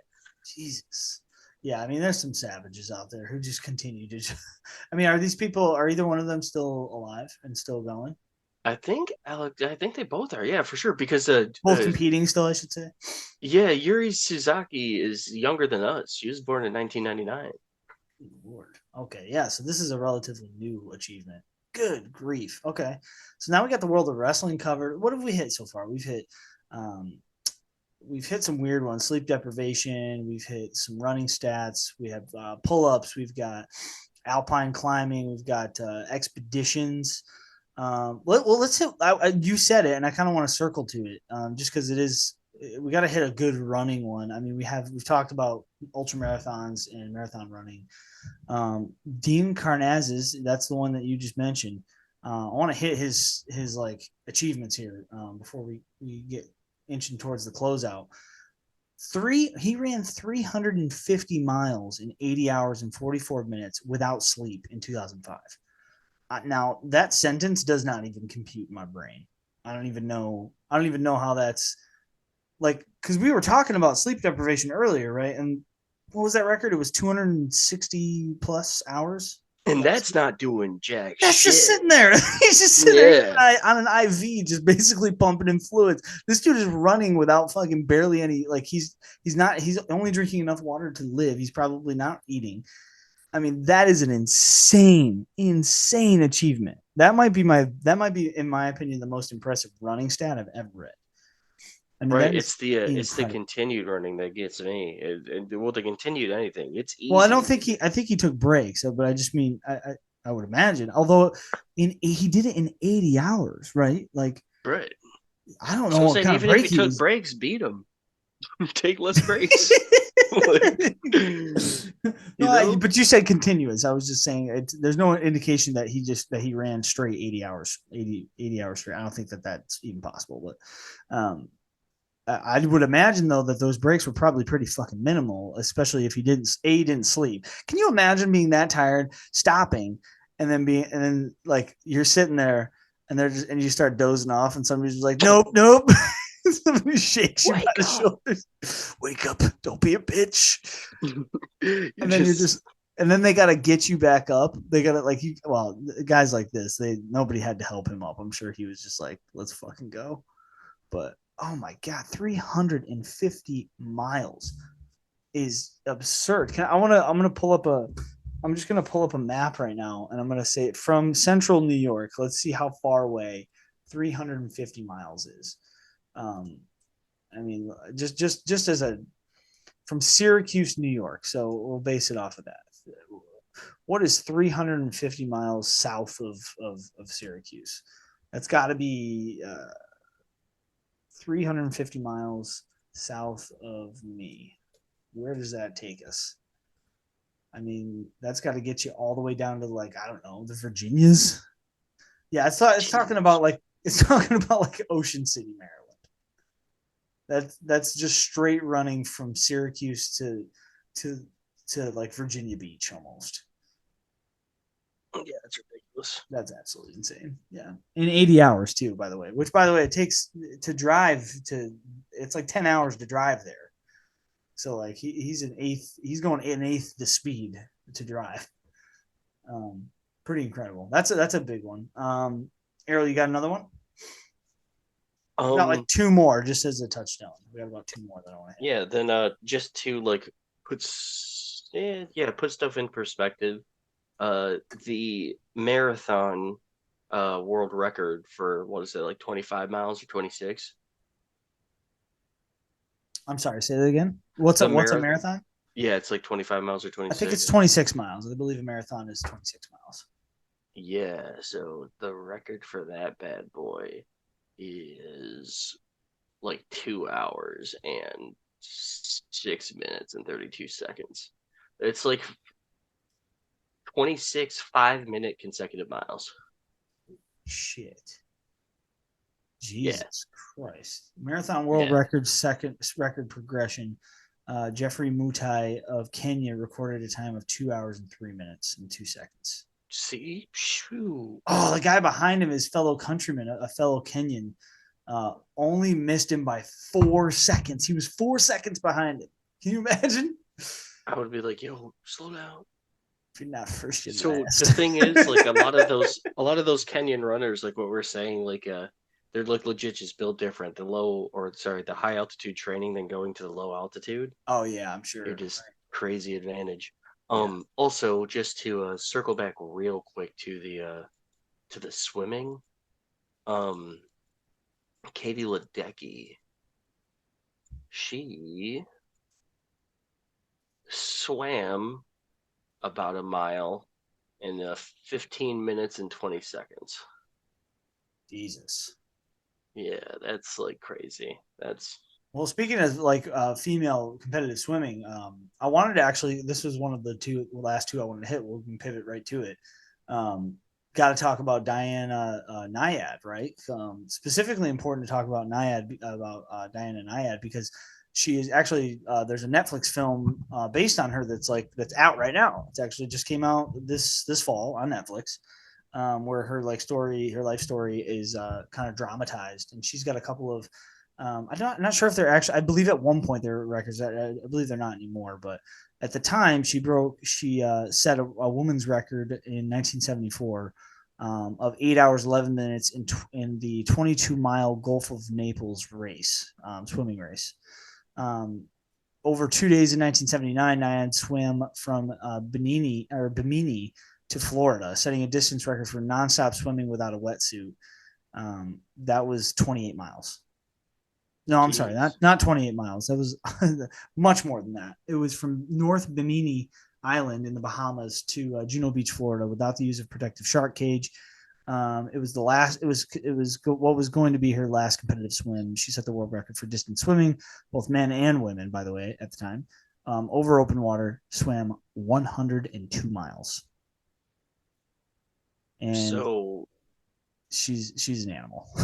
Sarah Thomas beat her at 104. That's the newest. Is that the current record?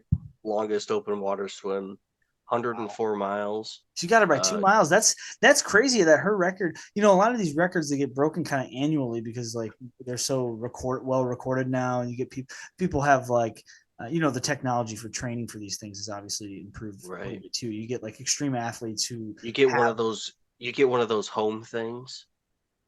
what? One of Oh, those like one of home the wave pools. infinity pools. Yeah, and you're like, if I can just do this for 48 hours, we're good.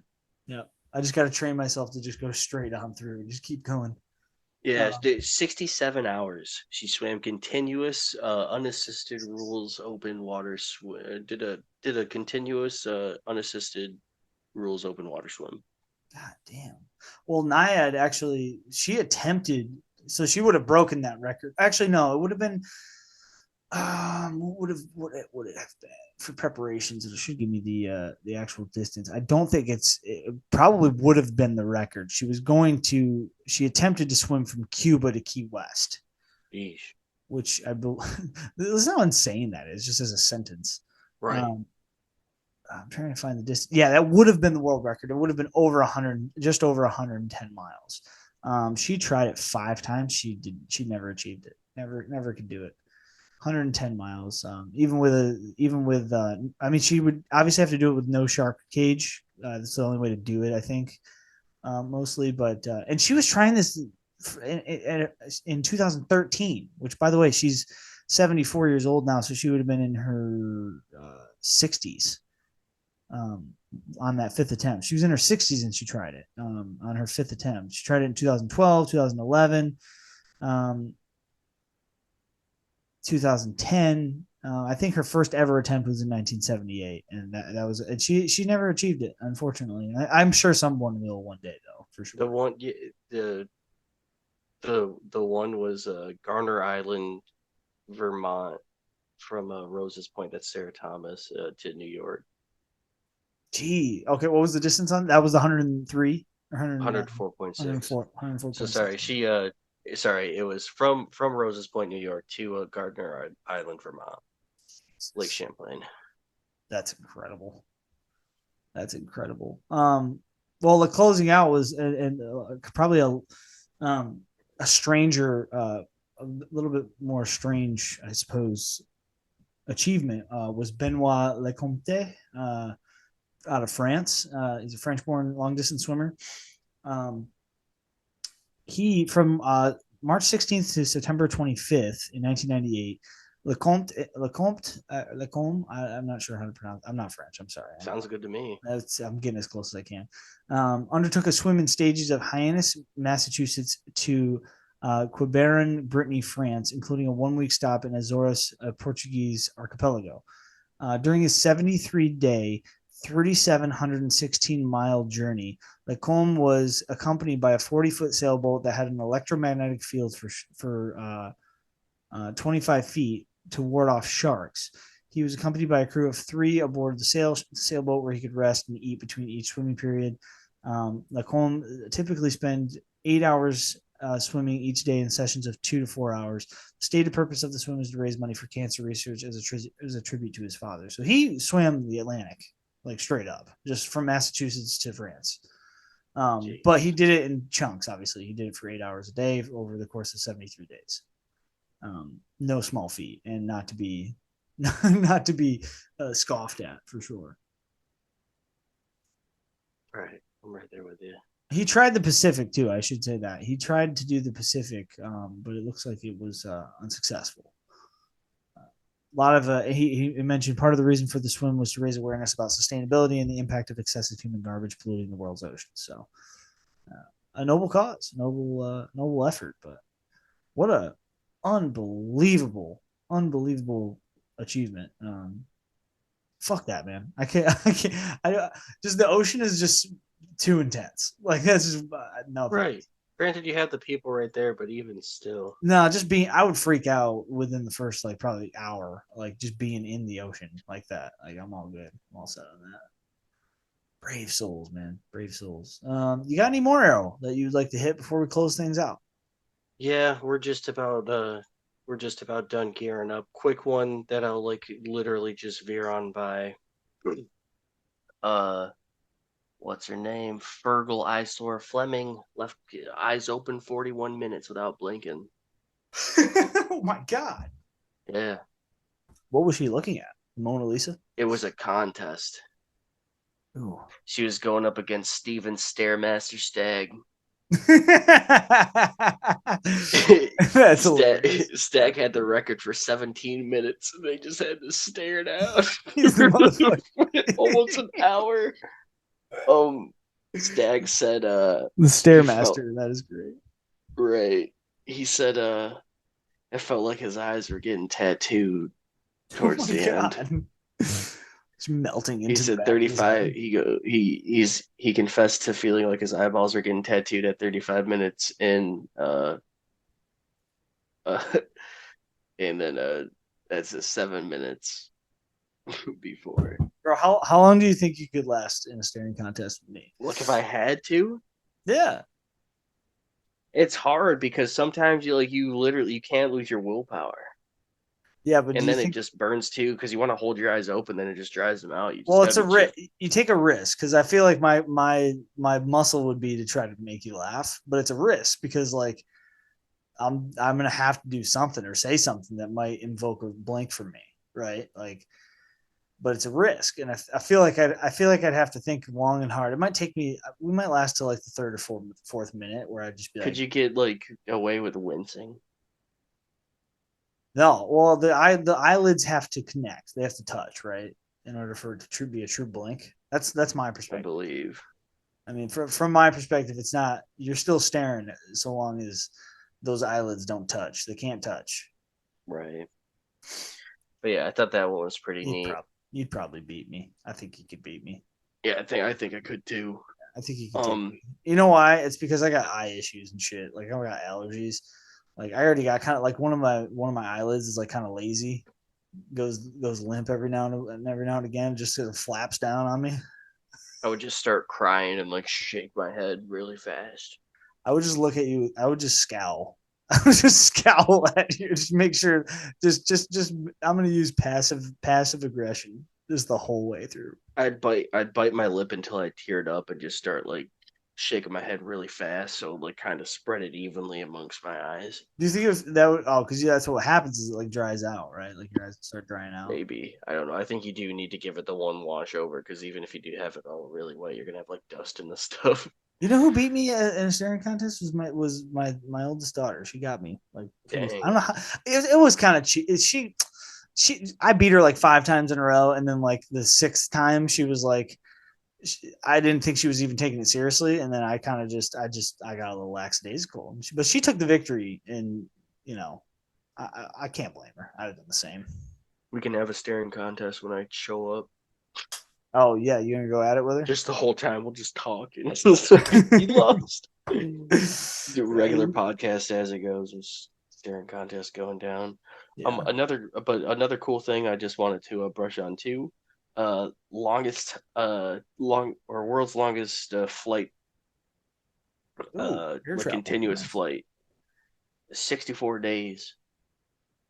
How do they fuel up? What do they have? They have like a they call them like a proxy jet or something like that. They have like it was in 1959. They did it with a truck. What do you mean they did it with a truck? A truck and like a prop. Like they had a truck driving, and then it would fly down, and it had like a nozzle on it, and then they'd have to fly the same speed, and then connect and refuel and keep going. Yeah, that's sick. And then they just spent 64 days in there. They should make a movie on that. I would love to see. I think they should. I think a lot of these stories would make good movies. Yeah, they really do. Yeah, the problem is though is nobody ever tries anything different. They just kind of like, you know what I mean? It's kind of the same movie, just different achievements with different actors. You know.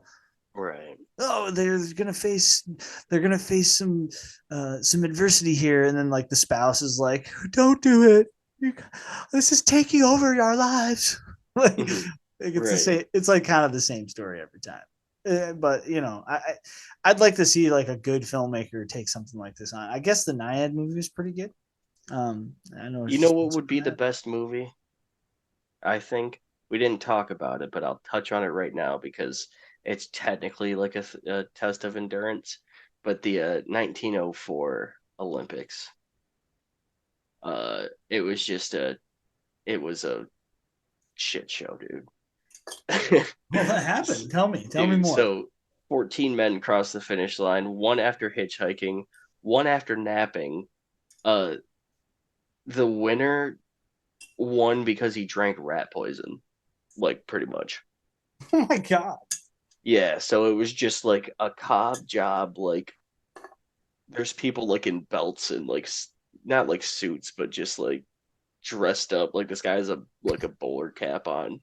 He's just jogging in the river. He's like Mo Howard out there. Yeah, some people are like just barefoot, and they're just like, yeah, this guy's like a business suit. Oh my god. The Greeks are just fucking rolling in their grave. A lot of people, they're like, when I do a run, I always like to do it on an empty stomach. So they're like, no water or food for me.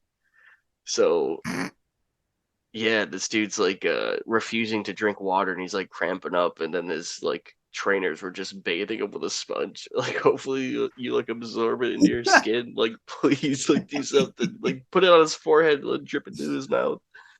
He's like, I told you not on an empty stomach. Did you get any deaths? I don't think any deaths.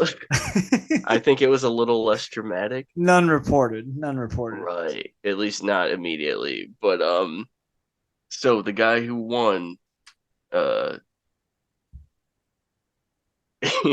yeah, when he wasn't gonna drink or anything like that, or eat before, but he gave him a performance enhancing drug, and it was the first instance of it, and it was a combination of egg whites, a milligram of what is that? Strychnine?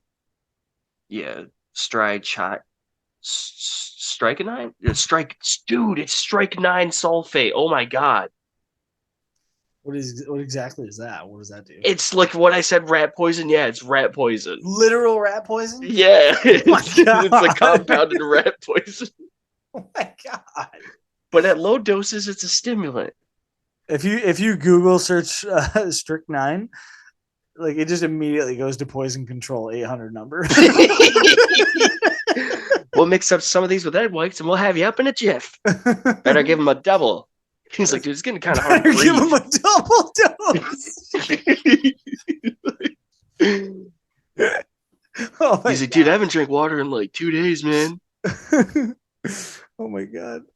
I've heard of it, but I've never seen it like spelled out. I've just heard that it's bad news. I can't believe like they're just like, yeah, no, I'm telling you. You just Google search is the first thing that takes you right to the CDC and fucking poison. They're just if you center. Google it, you're like, is this bad? They're like, dude, here's the number. You probably messed up if you Google it. This if you need to know. This, like the first thing that in the top of the Google search is help is available. like we just presume that you've done something terribly stupid. I was just trying to run a marathon. Oh shit! All right, well let's wrap this thing up. This has been the introduction. Oh, I got one more. Right, and it is the whole reason we started. We forgot about the Mac Daddy. Okay, this is the Mac Daddy endurance achievements. Erroll, give us the lowdown and make it count. Swing big, my friend. Early 1900s, strength and endurance were becoming like the more popular trend, almost like the fitness videos that you see today, or like you think of what's his name, all those dancers and fitness people, the Paul guy or whatever, like, oh, and work it, feel it. Richard Simmons? Yeah, like the Richard Simmons and stuff like that. So back in the day, like there was a big fitness craze because there was no TVs or anything. So they're like, might as well be fit about it and work on like your everyone was just trying to come up with the next best like workout routine. A lot of people settled on Indian club swinging. And if you have no idea what it is, I'll let you know right now as easy as I can. It's imagine just having two bowling pins, like two clubs, and then just like swinging them around, like just almost like baton like twirling the like not like twirling them in your hands or anything, but just like swinging them around with your arms, like working on shoulder rotations. And there's different like various rotations, and that was the allure to it. Yeah, you could just swing around and do stuff, but when you got really nice, you could start like really flipping them around and doing like fancy stuff, impress all the ladies because they were doing it too. So yeah, have you ever seen someone do it with the 20s? And then you know, and then with anything else, that became a competition. They're like, oh, I bet I can swing clubs longer than you. So it initially started off as a fitness thing. Like definitely a fitness thing, if you ask me. Like I'm stronger than you. I can swing these for longer. We're looking on average from anything from like 2 pound clubs all the way up to like 20s, and then they even made like 150s and stuff like that. But that was just more for like show. Like you know what I mean? Like no one was realistically doing it. They'd just be like, I can swing this one time. Um, but yeah. So, um, first person I'll talk about the Queen of Clubs, Victoria Seddon in 1907. She swung Indian clubs for 45 hours straight. Jesus Christ. Yeah, Well, it's about to get a lot worse. yeah, it's gonna get a lot worse. But that's this Worse. lady's like I'm the best club swinger, at least like the best like female club swinger, and I doubt anyone could beat me. She was also an accomplished sword swinger, so instead of like with the clubs and stuff, she could get a little razzle dazzle and like flourish it, which was a little more like showmanship esque. But it's exactly like club swinging, except it's lighter. But if you mess up, then you e. So but yeah, so during these events, because it wasn't just like the men, but the women and the children. Sorry for the Anakin Skywalker. But Yeah. yeah, during these events, ever since they would last so long, like she did it for just about 2 days. And this is uninterrupted too. That's the main thing in these events. Uninterrupted the whole time. They were they would receive food, drink, some people were shaved. Like people were being hand fed biscuits and cocoa. Um brandy as well. There's this one guy, he like almost the same thing. Like he knew he had to eat to a degree, so he wasn't like the marathon runners who were just going off of nothing. But they just rubbed the brandy on him, and then the audience or the guy writing about it, he's like they rubbed brandy on him, and it seemed to like good effect. Like he was a little Like, rough before, and then they just splashed it on his body, and as he was working, I was like, I saw it. Like it seemed like he got better. you got hot to trot is what Um, happened. but yeah, these things ended up going for like days. Like they did it for days. They would tell people to like come and watch the opening, go home, come back. Of course, some people would watch just to make sure it's like still going down, but like it was like considered like a borderline like a week event. Like, come into town, watch this, they'll be doing it still, kind of thing. So it is a good way to like, get people in and like, kind of prove that you are the queen or king of clubs, which is a cool title. Yeah, it's a We're badass looking, title. It really is. yeah. Started off Tom Burrows, 75 hours. Like I would never be able to stay up 75 hours, let Yeah. alone Let alone stand up, let swing a alone club. swing clubs, like do Yeah. something. Right. He tried to beat that, and then he fell asleep on stage or at around like 97 and fell asleep, or he collapsed in his wife's arms. The audience erupted into cheers. What a pussy. Right. But I think it's a sweet moment. Once they get around 100 hours, this is where Tom Burrows starts losing that sweet allure that he had. So he tries to beat it again, right? And you remember how your prefrontal cortex starts shutting fading it away, and down. then you start making worse decisions. And Yep. it's also like where a lot of your like fight or flight and stuff like comes from, like your rational Yeah. thinking is. Right. It's all going away. Yeah, so that starts going away at around hour 107, at least it does for Tom. Um, his trainers went to place a wet sponge on the back of his neck, and Oh then my just God. yeah, because they're like, "Oh, you're sweating, buddy. Like, you're pretty much getting there. Let's go." Um, put the wet cloth on his neck, the cold cloth, and he just snapped on him. He was just too delusional from it, and he just, I don't know, I guess thought someone was attacking him. So felt the cloth, turned on the trainers, started swinging on him with the clubs. He attacked him with the clubs, and then like just started going after like pretty much everyone in the immediate area, like Oh the my trainers. God. He ended up like they got the clubs away from him for somehow because he's just in like a man rampage. He probably wasn't like because if someone's like trying to actively like kill you, they're like, give me the weapon, I want to do that, and if they get it removed, like I'm gonna Yeah. kill you. Like he was just a literal madman. So they like remove the clubs from him. He just starts attacking him with his fists until he just collapsed. Jesus Christ. He Yeah, probably thought that he he was like about to be like he probably deluded to thinking that he was about to be like, oh shit, they're about to put me in the electric chair. Getting the right. Like sponge you on the don't know head. what you don't right. You don't know what you're thinking. It Yeah. probably felt like a shock Green too. Like Mile you don't style.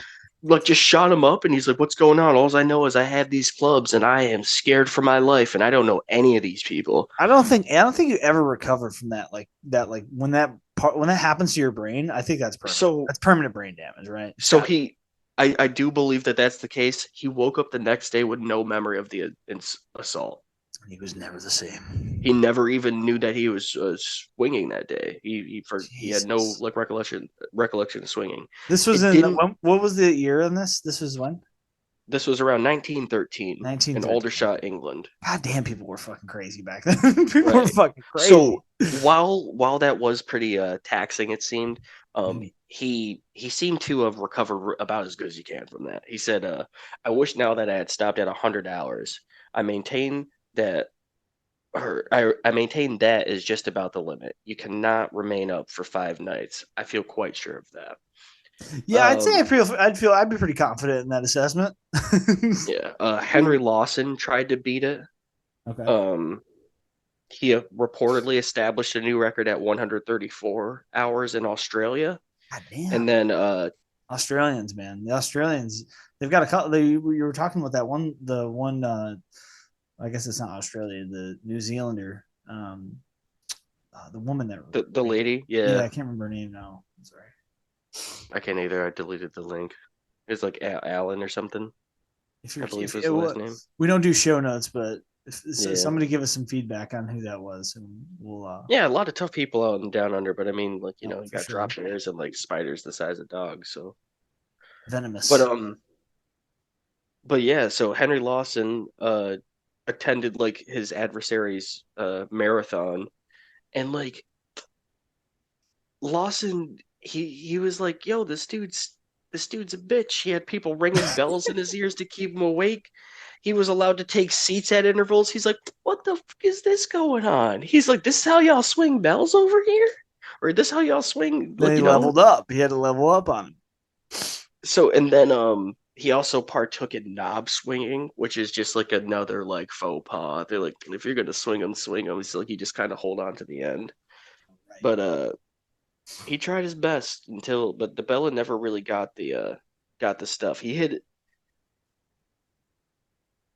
Ooh, So did anyone ever actually break that original record, the 134 record, or is that uh, old? no, they do at 125.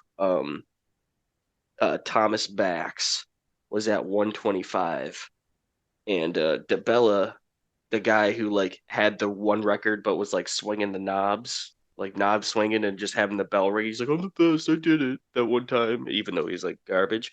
Thomas Bax was at 125, and as he was going, it hit his knee and it Oh, bounced away. And so the whole news is like, disqualified. "Oh, he's like Thomas Bax didn't beat me. Like he's garbage. Like so, like his attempt doesn't count."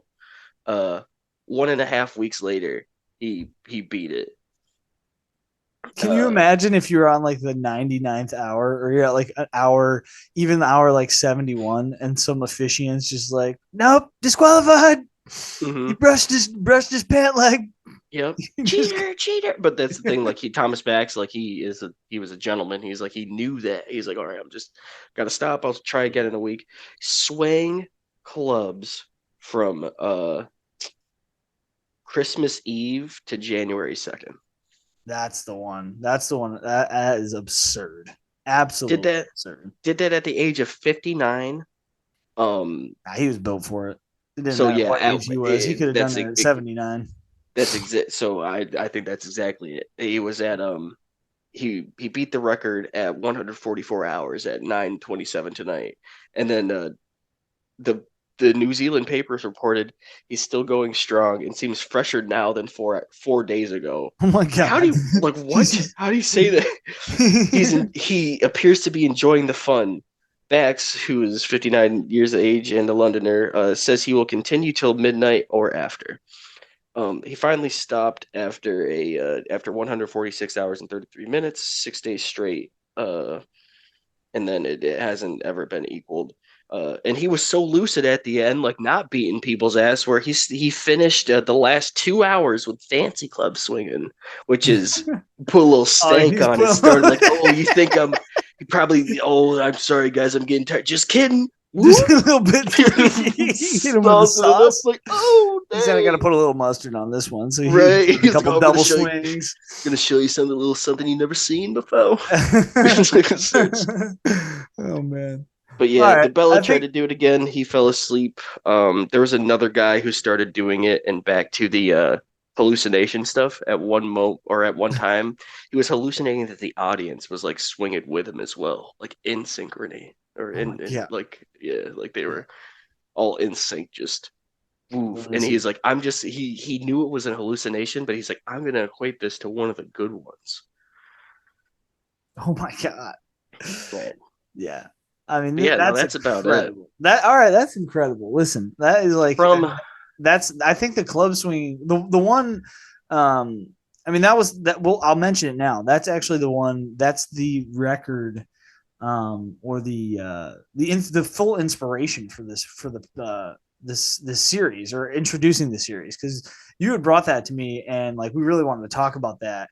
Or I wanted a platform for you to kind of iron out the details on that and kind of explore it a little bit. And like, this was a perfect podcast to do that. And I'm glad we capstoned it that way. It's perfect. Perfect ending to it. But that's the thing. These feats of strength and endurance have inspired people for like throughout time. You look all the way back in the day. There's a Greece wrestler, Milo of Croton, who is said to have ran a mile with an ox on his shoulders because he carried it every day ever since it was like a calf. But he just built it up. He built that Right. muscle foundation. So even if that's a story, it's just still, something to like, something to like strive for. Listen, it's just like, we're all shaped by folklore to some degree. A lot of a lot of religions are built upon like,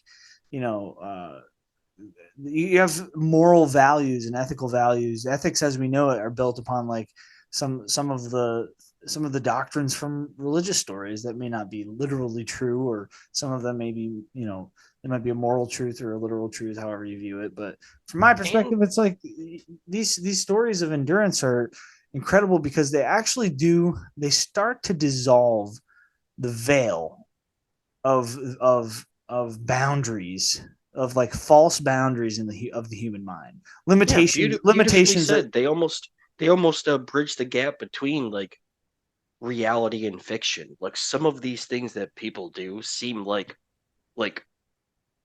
Herculean feats, truly. Like something that you would like legitimately write about. Like, okay, so I think it's two things. I would like to let me just encapsulate. I think like kind of the message that I would like to leave from my perspective about this research, and just a good message for the podcast. I think that the lesson to be learned from endurance athletes, incredible endurance achievements, or just achievements in general of athletic proportions, such as the ones that we discussed today. It's two things. It's number one, I think the limits of the human condition in the human mind, and where you can push yourself, and where the physical body can be pushed, and where the achievement, what the depth of achievement is so much deeper than can be conceived. And also, on a more pessimistic note, the limitations that one puts on themselves in their own mind are equally as astounding, because I think that human beings, while it's not, I would never suggest that people can anyone can achieve the things that we discussed today. Obviously, it takes special people with special perspectives and special life stories to kind of reach these heights. I also think people should should spend time considering what limitations they're unnecessarily hoisting in their own minds. Like, yeah, like, all right, like, yeah, you might not be able to run for 2 days, but Can you run for if 20 minutes? You if know what I old mean? Anne can run for 2 days for with like until she lost her toenails after she got Right. trampled by a horse, then maybe you can run for like you said 20 minutes. Can you Maybe you run can for do it for 20 an hour. minutes and then You can do yeah, it for an hour. right, She did it for incrementally do 48 it. hours. Right. And this is what so it's just as incredible to understand how much you can prevent yourself from accomplishing even small achievements. It's just as astounding to see what like when people just lift all limitations and just go all the way to the wall. It really does. What is it? The rising tide lifts all ships. That's what these achievements should do. Is it should inspire Well, everyone and to try to achieve more. I do believe it does. I think all the like from the story of Milos of Croton all the way to like all those achievements and to the stuff that's like proven now. All the It's way, yeah, it's all the there way to down. even if it's something that even if you're not an endurance runner, you see that and like you can apply that to somewhere else. Like it's pretty easy to be like, man, if that guy can like do that, he's doing everything he can, then Right. it's might be a little easier for us. But I think those stories a lot of the time I don't think these people go out to do this to inspire, but that's all it ever ends up doing. Yeah, I That's agree. why you have stuff now like just like pinnacles of strength to the point of fairy tale and like the Ardblair stones. Like people just want to go they want to just go lift those bad boys. Fucking A, man. Well, listen, I think that we've covered this to the nth degree. I want to close it out. We've gone for about about a little over 2 hours straight. No break tonight, too. Nice job, us. We did well. That's our endurance right there. That's Least no, we could we do, did you know not what I'm break in the saying? pot. Least we could do. Hey, listen, like I said, If they can if limitations are Thomas Bax limitations. can juggle Indian clubs for 144 hours, we Pretty can sure we could talk for chat. two Pretty sure while we could sitting chat for down. 2 hours sitting down in a warm house. Yeah. It was Um, tough. yeah. Well, hey, listen, No, the I achievement. didn't even. Feel, Yeah. I didn't even notice either. No, yeah, it's still an achievement. But okay, so that's the podcast. That's our first introduction to the history series. Achievements in human endurance and strength. What a way to kick things off. We'll be diving into more history um, down the road. We'll be talking a lot of this kind of stuff. Might not be in this vein, but the history series is going to be will well expand into more historical stuff in the traditional sense, and we'll probably be doing some esoteric historical contextual things such as this as well along the way. But for now, Erroll, what do we got next? The next episode of the Peripheral Views podcast. We're we're heading back to music, bud. We're going back, and we're going back into hip hop. What are we talking? We're talking Wu-Tang Clan. It's coming up on the 30th Woo! anniversary. That's right. 30th 30th anniversary. anniversary of the Enter the 36 Wu Tang. Chambers. 36 Chambers, the all-time classic hip hop album, from the debut album from the Wu Tang Clan out of New York, Staten Island. We're gonna talk about that record. We're gonna break it down track for track, just like we do from similar to the previous episodes. Really excited to talk about that. It's a really iconic album. It's super important in the world of music and hip hop at large. And hip hop has just like celebrated its 50 anniversary, 50-year anniversary, or 40-year anniversary, something like that, just this past year. So really excited to speak about, really do a deep dive into like one of the most important music albums of all time for sure. But and also definitely within the last 40 or 50 years, especially in the world of hip hop, as important as it gets. Big time album. We're gonna break that thing down, and then we'll start getting into some of the Christmas stuff. We got a couple of holiday themed ideas coming down the pike as Get into well. the Christmas cheer. Yeah, we've got a little bit of that coming down the pike after the Wu Tang episode. But in the meantime, this has been the Peripheral Views podcast. We are on X at Peripheral V123. Reach out to us on the website peripheralviewspodcast.com. You can subscribe, rate, and review on Apple Podcasts and Spotify. We're on soundcloud.com/peripheralviews123. YouTube.com. You find us throw us in your search bar, and you can subscribe there as well. All of our content is uploaded to YouTube as well. And feel free for more direct inquiries. Peripheral Views Podcast at gmail.com. For that, I'm Jake. That was Erroll. This was the Peripheral Views Podcast. History number 1. Just wanted to say real quick that it is it's our job as humans to, push ourselves every single time that we can. I think it's almost like it might be a cliche meaning to life, is just try as hard as you can, no matter what. And I hope these stories have been inspiring, showing you that, if you put a little effort, you might be able to do a little bit more than you thought you could achieve. Yep. It's like I said, like we were mentioning before, it's like the limitations of the human mind that we set upon ourselves are. It's like your limitations are very much that, your limitations, like you are making them. Yep, that's exactly right. And you have the control to lift them as well. So with that inspiring message, this has been the Peripheral Views Podcast. Thank you guys for joining us. We hope you join us again in the next few episodes. Check out Napoleon Dynamite episode that came out last week. We've got a few more coming down the pike before the end of the year, so just keep your eyes on the socials. And thanks again for listening. Please rate, review, and subscribe if you could. It helps us immensely in the development of the podcast, and we'll keep churning them out. So great to talk to you guys. Thank you again, and we'll see you on the next round.